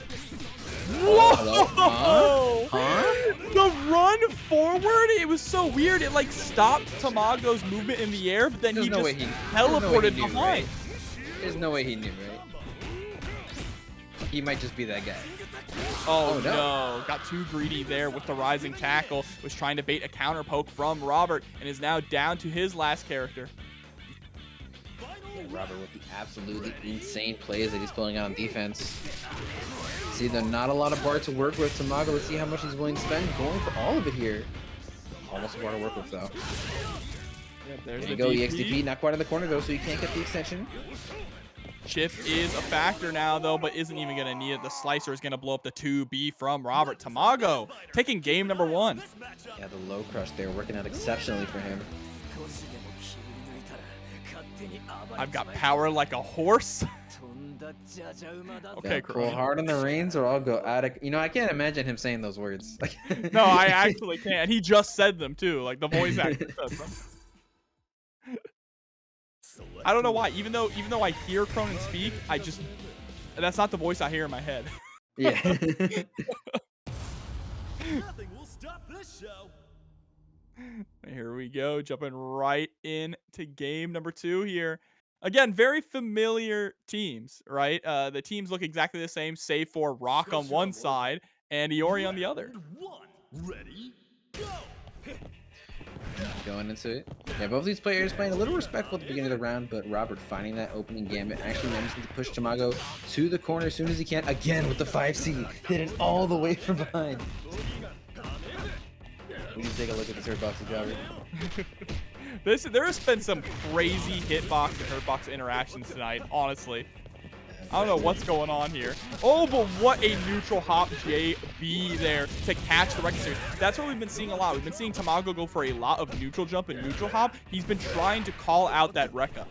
Yeah, and I mean, there's quite a few things that has been working against too. We saw it work earlier too against the Krohnen 5C, right? Yeah, absolutely. Anything that moves you forward, right? 3D2 is another good option to just neutral jump to punish. Absolutely. Possibly we might even see it now against the Iori Rekkas. Let's see, nice low profile with 2B as well. It's very interesting. It's actually low profiling Kyo JB, right? Which is above him, you know, pretty infamous for having a very low hurt box. It's supposed to be designed to beat that option, but remember, just one step ahead of the game. Unfortunately, not so when it comes to not eating these air EXDPs. Look at all the damage that Tamago's landing here. Oh my god, it tries to wake up with the 2B as well. Yeah, but Tamago turned out to be one step ahead. Now 2 characters ahead of Robert, trying to get a pretty substantial 2-0 lead. We've already seen Robert make a near reverse 3-0 comeback. But is he going to be put in another situation where he has to do that? Yeah, Robert gammon a little bit on his defense. Not quite working out for him. So far, though, has the advantage here against Kyo. This should be the kill. Yes, there it is. And able to do it without losing any health. That is huge here. So Krohnen is going to go in very healthy against Rock. Yeah, absolutely. Has a good amount of meter too, but you have to think, okay, how much do I want to spend now, right? Do I really think Rock is this much of a problem, or do I want to get, you know, do you want to potentially save it for the Krohnen v Krohnen? There it is, like we were talking about earlier, the neutral jump to beat the, that time it was a 6-8 from Krohnen. Yep. Oh, baits out the DP and the Super. Robert fully committed to it. And that's going to be game number 2 in Tamago's favor. Yeah, good stuff. We're seeing Robert gamble on quite a few things on Wake Up here. You know, we saw earlier there's the Wake Up 2B. Now this time trying to go for the DP to get something. Right, but Tamago one step ahead on the offense. He's in tune with what Robert wants, and he's not letting him have it. Yeah, absolutely. So we're trying to get that clean 3-0 to move on to grand finals. We're going back to character select, though, for Robert. I'm curious if this is just to take a bit of a breather, or if we actually are going to go back to the drawing board. Maybe bring out... I don't know, who else would Robert bring out here? That's a good question. No? Looks like we're still going with the same characters. Yeah, probably just needed a breather, right? Realize that, you know, he's kind of against the ropes here. Rather just clear his head, get that mental reset going into the next game. I see y'all talking in chat about who you want in DLC. Give me Diamond. I need my Bro, big us and boy. Carrie cowards. They don't want to give me Alice. I've been asking for her since the game was announced. They still haven't given her to me. Who knows? Maybe we'll get another season. I hope so. Here we go, jumping right into it. I want that character. I want the character that looks like Baki from that lost SNK game where you attack with the joystick and move with buttons. Oh, Buriki won? Yes. We need a guest character from that game. Come on, SNK. But here we go. Tamago already has Robert down to half health on Iori. You see backing up, just trying to give him enough room to overextend. Let's see the neutral jumps as well, but Tamago, again, so on point with the anti-airs. He's landed almost every single one. Again, though, the 2B. Yuri pick might actually be working out pretty good here. And the frame kill, catches the backdash. Oh, tries to whiff punish the 5 CD with the sweep, but unfortunately a little bit too late. Tamago sniffed that out and was ready with the punish. Just like that, Robert down to his mid, but took quite a lot of life off of Tamago, though. Yeah, you could definitely even this up pretty quickly, and there you go. Just like that. They're going to be nearly dead even. Yeah, I mean, taking the character's pretty easy when, you know, you got such a life deficit. Absolutely, but even in meter here, Robert just has a slight edge over Tamago. Here comes in Mr. Rock Howard. Yeah, Gem CD might not quite be the button it used to be, but still very solid from Rock, both to control the neutral and for his approach. What a neutral jump. These neutral jumps from Tamago, I think, are really making the difference in this set. He's been calling out so many forward-moving moves from Robert.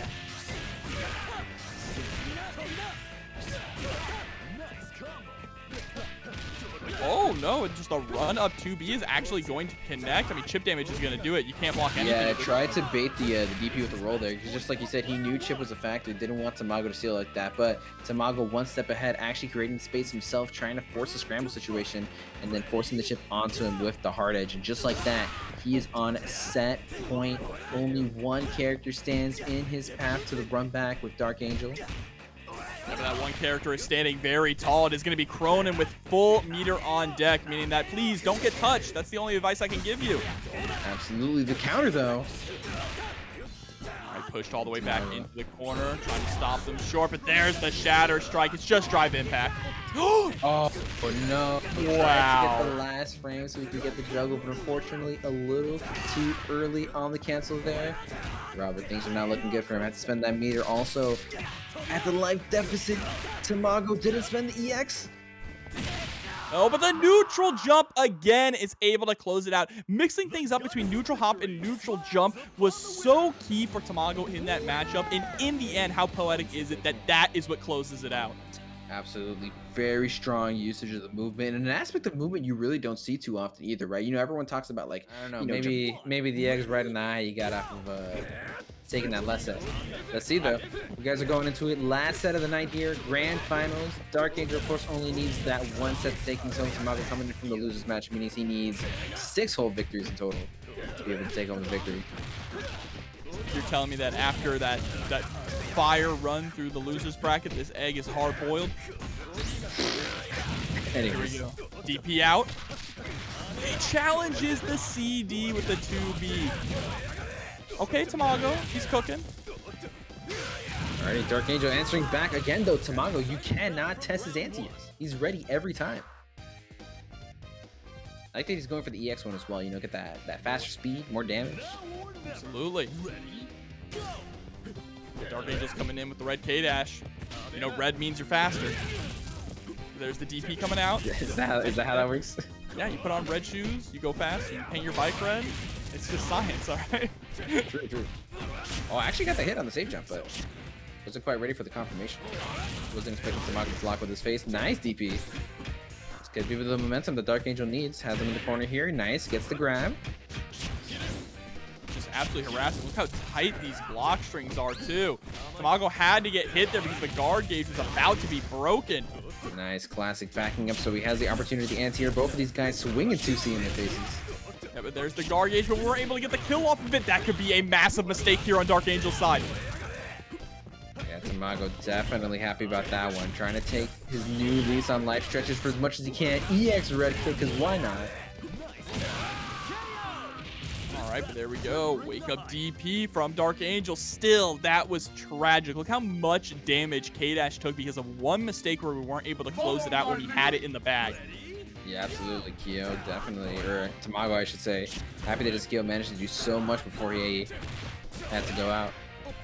And thank you so much, Supreme Ruler, coming through for the 2 months. We appreciate all the support.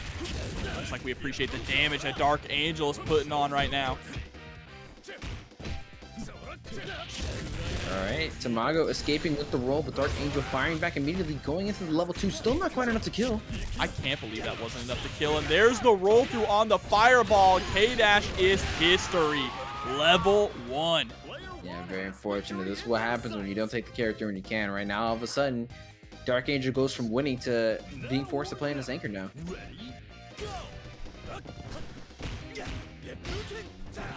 Here, Tamago trying to get the 2C. Nice that time, answering with the low profile anti-air. Decent amount of damage. Tamago needs to start building up Xenia if he wants to do some serious damage now. I think Tamago might be able to close this out in the next interaction. Blocks the taco, attempted a cross up. Wow, the double cross under, and Tamago takes game number 1. That was kind of crazy. I saw the counter hit. I would not be surprised if he tried to DP, but the way he landed, the direction for DP ended up not being the right direction. He turned left and right.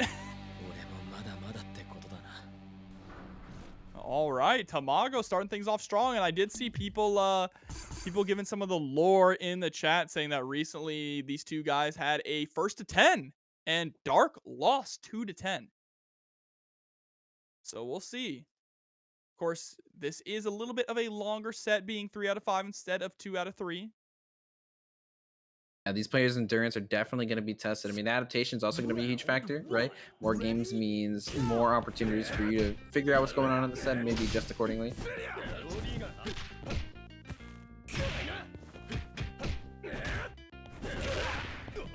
There we go, Tamago bulldogging his way in, taking big use of the CDs, but DarkAngel maybe showing his hand there a little bit. We're talking about adaptation. We're seeing quite a few DPs on his side, right?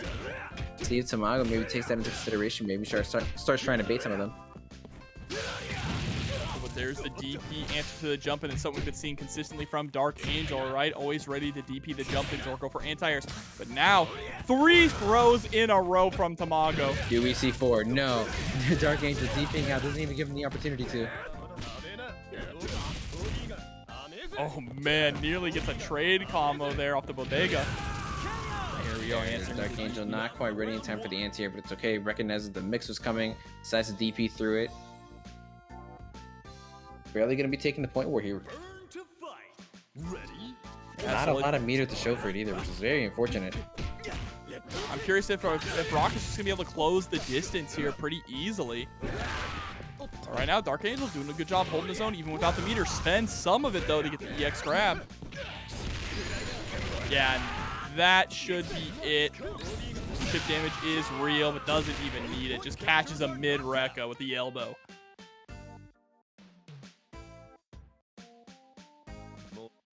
And now it is time for K-Dash to come on in. Things tied up once again, but, you know, DarkAngel's still in a pretty decent position when it comes to meter.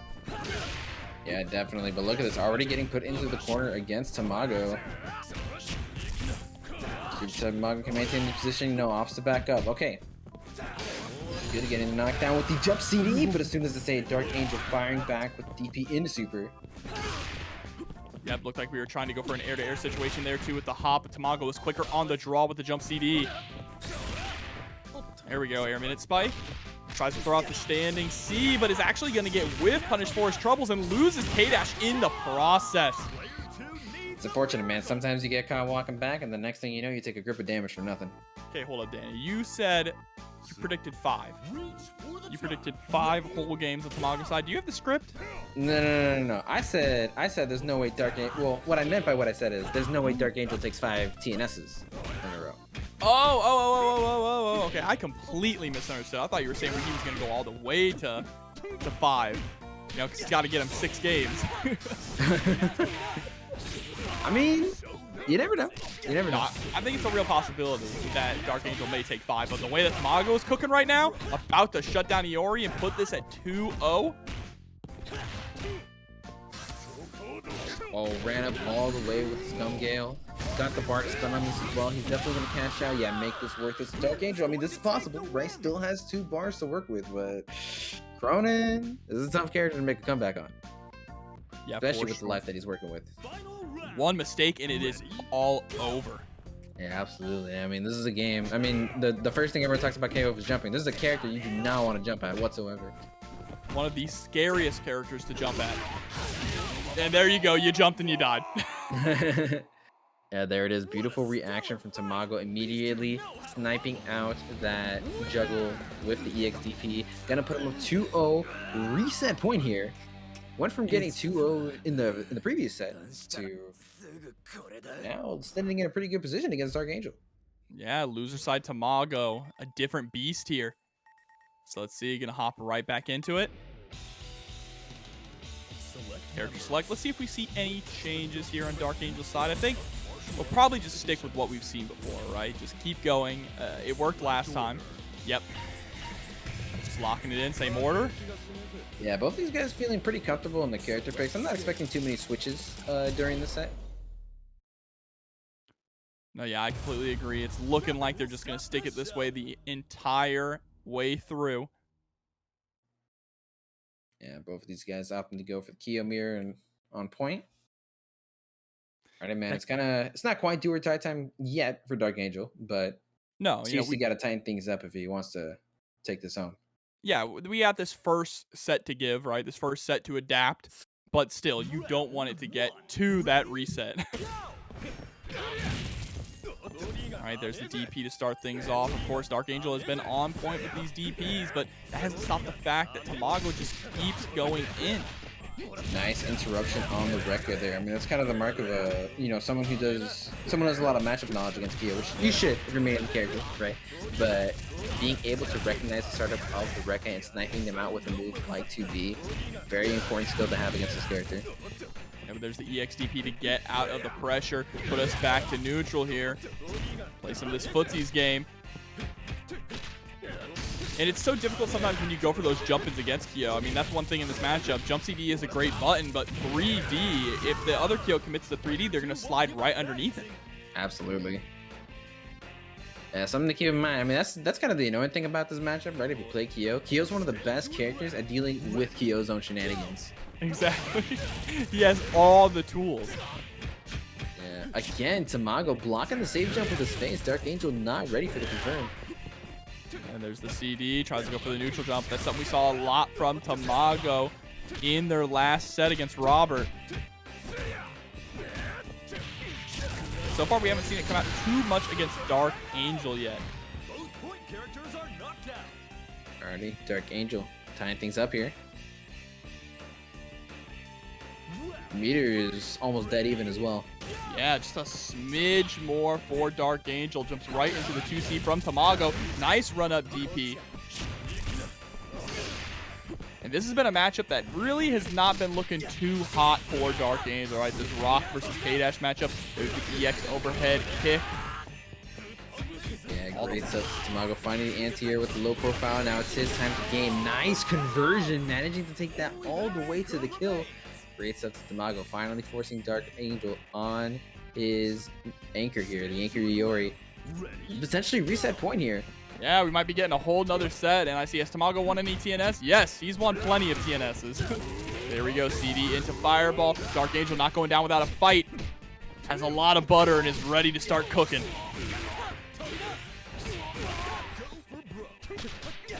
Oh my goodness, great spacing on the 2B. Absolutely insane anti-air from Tamago. Beautiful challenge from DarkAngel, even able to get the OTG there with the EX. Yep, DarkAngel working that guard bar. Nice EX DP from Tamago. No fear whatsoever, and catching him doing something. Probably holding up with the 5C, and just like that, we have a reset, ladies and gentlemen. 3 straight for Tamago. He sees red. He smells blood on the water. He's aiming for the kill. And that win quote, even if you were off your game, that's just disappointing. Wow. Those are some strong words from Rock here. But we are just going right back to the lobby. Who taught him to talk like that, man? I know Terry didn't teach him that. No, that's the That's the Geese in him? That's the Howard. Yeah, that's the Howard coming out. Okay. This is looking interesting. A 3-0 reset on Tamago's side here after getting sent to losers 2-0 by DarkAngel. Yeah, man, it's looking rough for DarkAngel. I mean, already took some time before the last match to try and compose his thoughts, but now he really needs to slow things down and figure out, what's going wrong, right? Like, what is it that's and the other thing too is that he's not even playing badly, right? No, it's not like at all. At the end of the day, it's just one of those situations where he's just getting outplayed, right? So you might need to take a deep breath, right? Deal yourself, make sure the nerves don't get to you. I think the main thing is that this Rock on Tamago's side is just putting in so much work. Rock is doing so much of the heavy lifting for Tamago's team. Anything that Kyo falls short in, Rock is able to pick up and just dominates the matchup when he comes out. You need to figure out how to shut that character down. Round 1. Ready? I mean, like his JD, his JCD, the neutral JDs have been kind of crazy. And of course, the pressure with the CDs, he's been really on point with the EX parries as well. But right now, we are back into the Kyo mirror match. Yeah, before you even get into the Rock, you got to deal with this character here, which is also putting in a huge amount of work for Tamago. And, oh my god, we're just firing EX DPs back and forth. Just spending all the meter. It's burning a hole in our pocket.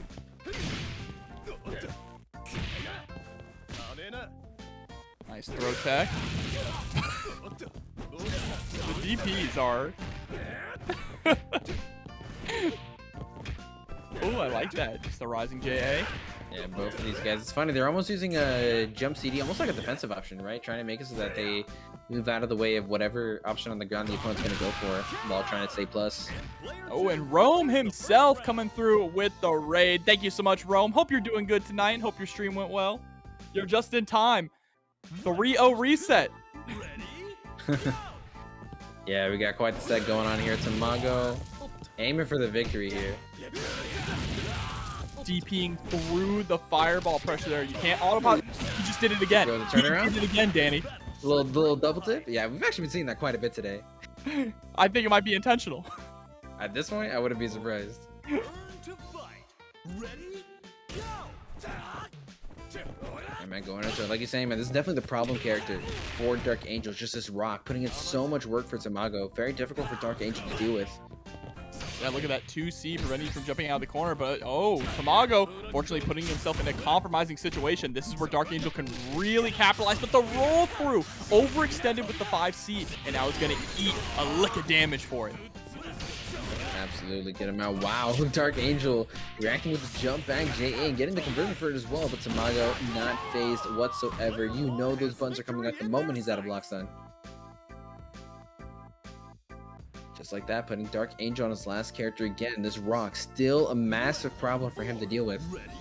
Yeah, 3.5 bars on Iori's side, but literally and figuratively stuck between a rock and a hard place right now. Just goes for the close D upon wake up.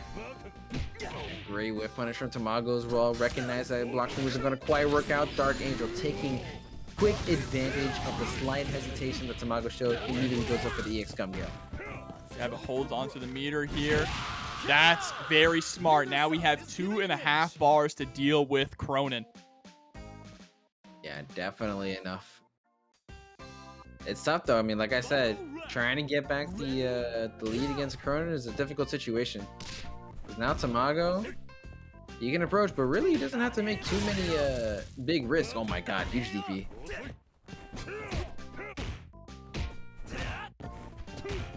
All right, nice neutral jump there from DarkAngel. Unfortunately, not able to get a punish on Tamago. What a backdash. Catch the run up. Do we go for the super? Yes, we do, and it's going to be enough. Tamago taking the first game here post-reset. Dare I say 6-0? There's no way. Truly. Oh no, Tamago's rock is just in another world right now. Hey, he's looking like pre-patch rock right now. He's looking Evo ready. All right.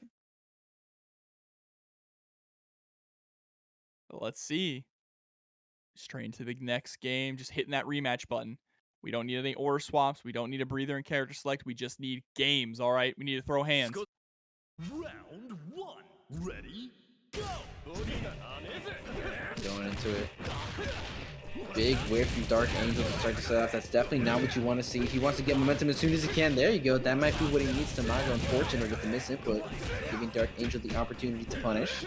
Yeah, I think we probably wanted Rekka there, right? But instead we got forward into Fireball forward.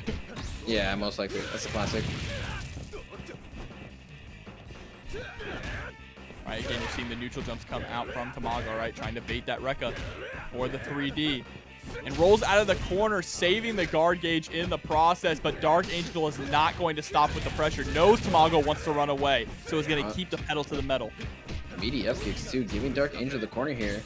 First time in the set, it actually looks like he's up. Gets the guard break, but in the middle of his Rekka could only get the ender to punish. Yeah, that's one walkout. One unfortunate thing I've noticed about DarkAngel so far tonight is we've gotten a few. Oh no! My god! Oh my god! It's all right. Mexican reset. Able to just close like that. out. That was DarkAngel's round to take. He was doing really good, getting all the the correct baits. Had Tamago in the corner, but just like that, all it took was for Tamago one hard read to be able to steal that round away from DarkAngel. Yeah, and I mean, one thing we've been seeing a lot from DarkAngel tonight is he's gotten multiple guard breaks, but is only confirmed off of one. And I feel like that is just really makes the difference, right? That's so much damage left off the table, especially when you're purposely trying to break their guard. But here's the DP. How has Tamago not died yet? You have no life. No, not like this. This Kyo is living on a prayer. DP could do it. Yeah, tries to bait it because he knows that, but DarkAngel not biting on it. But just like that, Tamago living on a pixel in a dream. Able to take out two characters now. How is this Kyo still alive? We haven't even gotten to rock yet. 5 bars with Iori though. Please, please, DarkAngel, do something. DarkAngel looking like a deer in headlights. They're not sure what to do against this Kyo pressure. There we go, getting the knockdown with the Rekkas. You know what the real thing is, right? Is Tamago, after he lost that first set, he went and he put some lamb's blood over his door, okay? No DarkAngel passing over him, all right? So there's the TP. Still 5 bars on deck. Alrighty, here comes the problem though. Rock Howard here to clean up. Reach for the top. Ready? Go! All right, he score the low.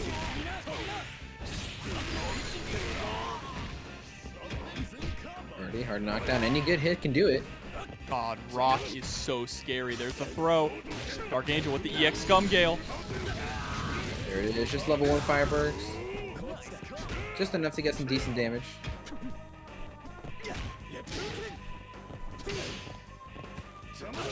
All right. We got DarkAngel taking advantage of the scramble to get the grab, but no, Tamago immediately wake up rising tackle into the level 1, and just like that, he is on tournament points. 5-0. 5-0 right now. There's no way it's 6-0 though, right? I mean, unless DarkAngel makes something happen here, because the Kyo is only getting better as time goes on, and we still haven't figured out how to deal with rock yet. We haven't really had a consistent way to shut down rock.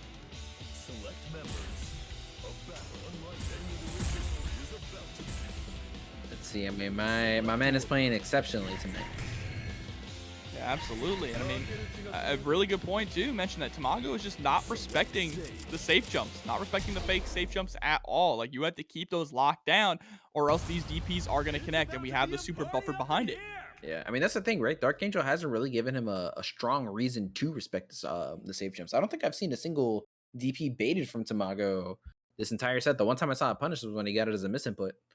Yeah, and the punishes haven't even been that substantial either, right? Like, DarkAngel is leaving a lot of damage on the table with some of these punishes. Mhm.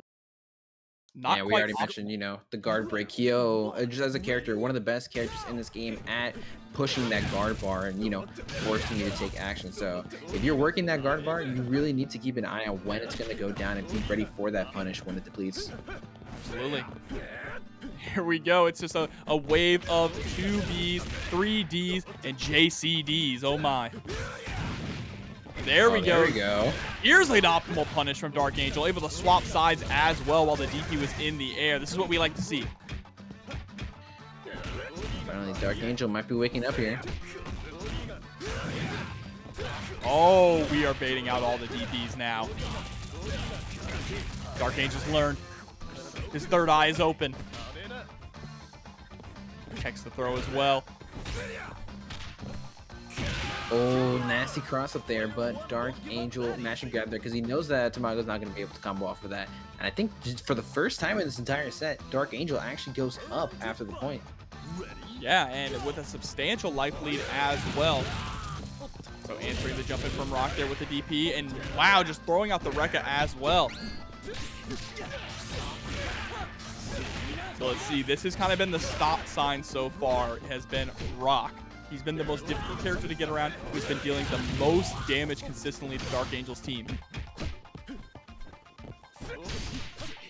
Nice check on the Rekka. Doesn't get too much off of it, though. I was saying that's the mark of someone who really knows how to fight against Kyo. DarkAngel, though, look at how much extra credit. He might even be able to get this into a kill. 3. Oh, he went for the third one. You These guys playing too much Street Fighter. Yeah. Throw those all the active frames on the bodega. Little hand there. All right, roll backwards, just trying to avoid a bodega response. And Tamago really does not want to lose Rock here. You see he's playing super carefully. Doesn't want to overcommit to anything. No! Oh, tries to anti-air with the shiny knuckle, but unfortunately a little too quick on the draw. Actually, I think he was a little too fast for that. Yeah, he went right underneath.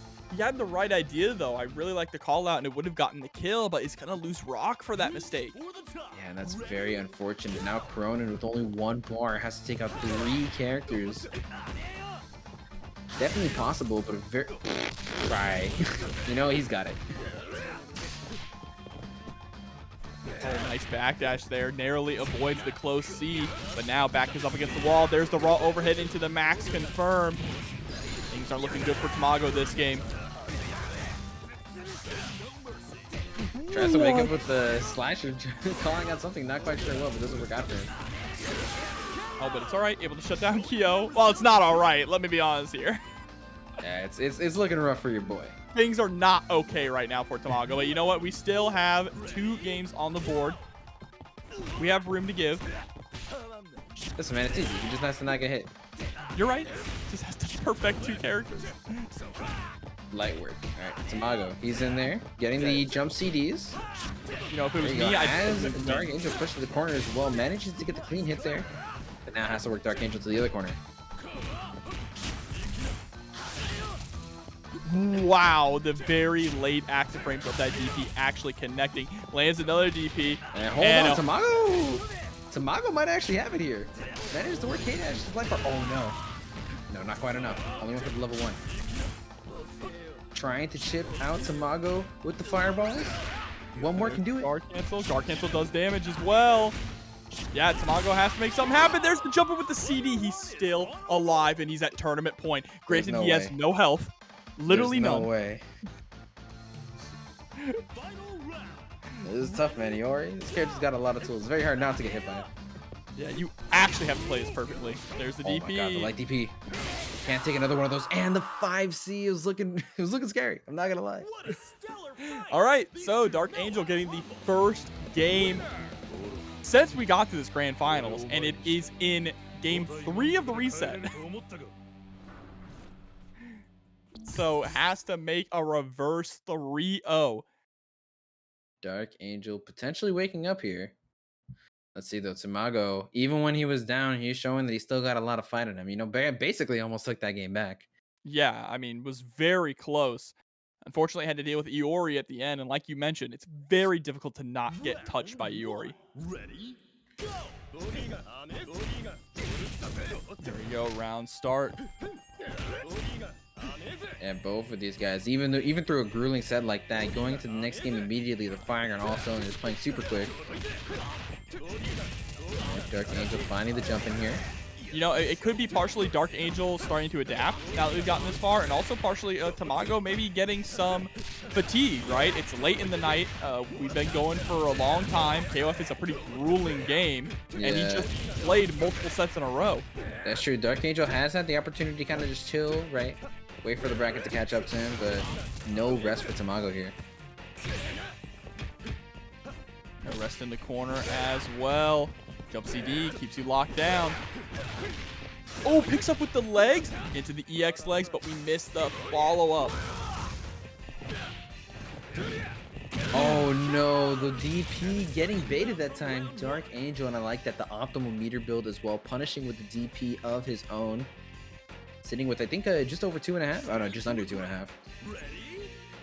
Great stuff from DarkAngel. Again, winning the point where last time he did that, he was able to convert that into the game win. Let's see if he can keep that going.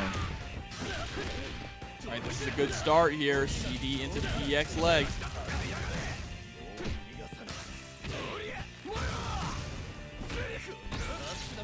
Tries to go for the raw overhead. Great defense there from Tamago, but still going to get clipped by the command grab. And Rock just has nowhere to run. Catches the jump. Oh no, tries to go for the parry to get the anti-air, but DarkAngel waiting it out, and just like that, we're finding ourselves in a similar situation to how we had last time, except I think this time, yeah, DarkAngel with even more health. This is so terrifying here. DarkAngel really trying to take this to the brink. Yep, spend it. Tamago wants this guy out of here. Kyo's giving him way too many issues.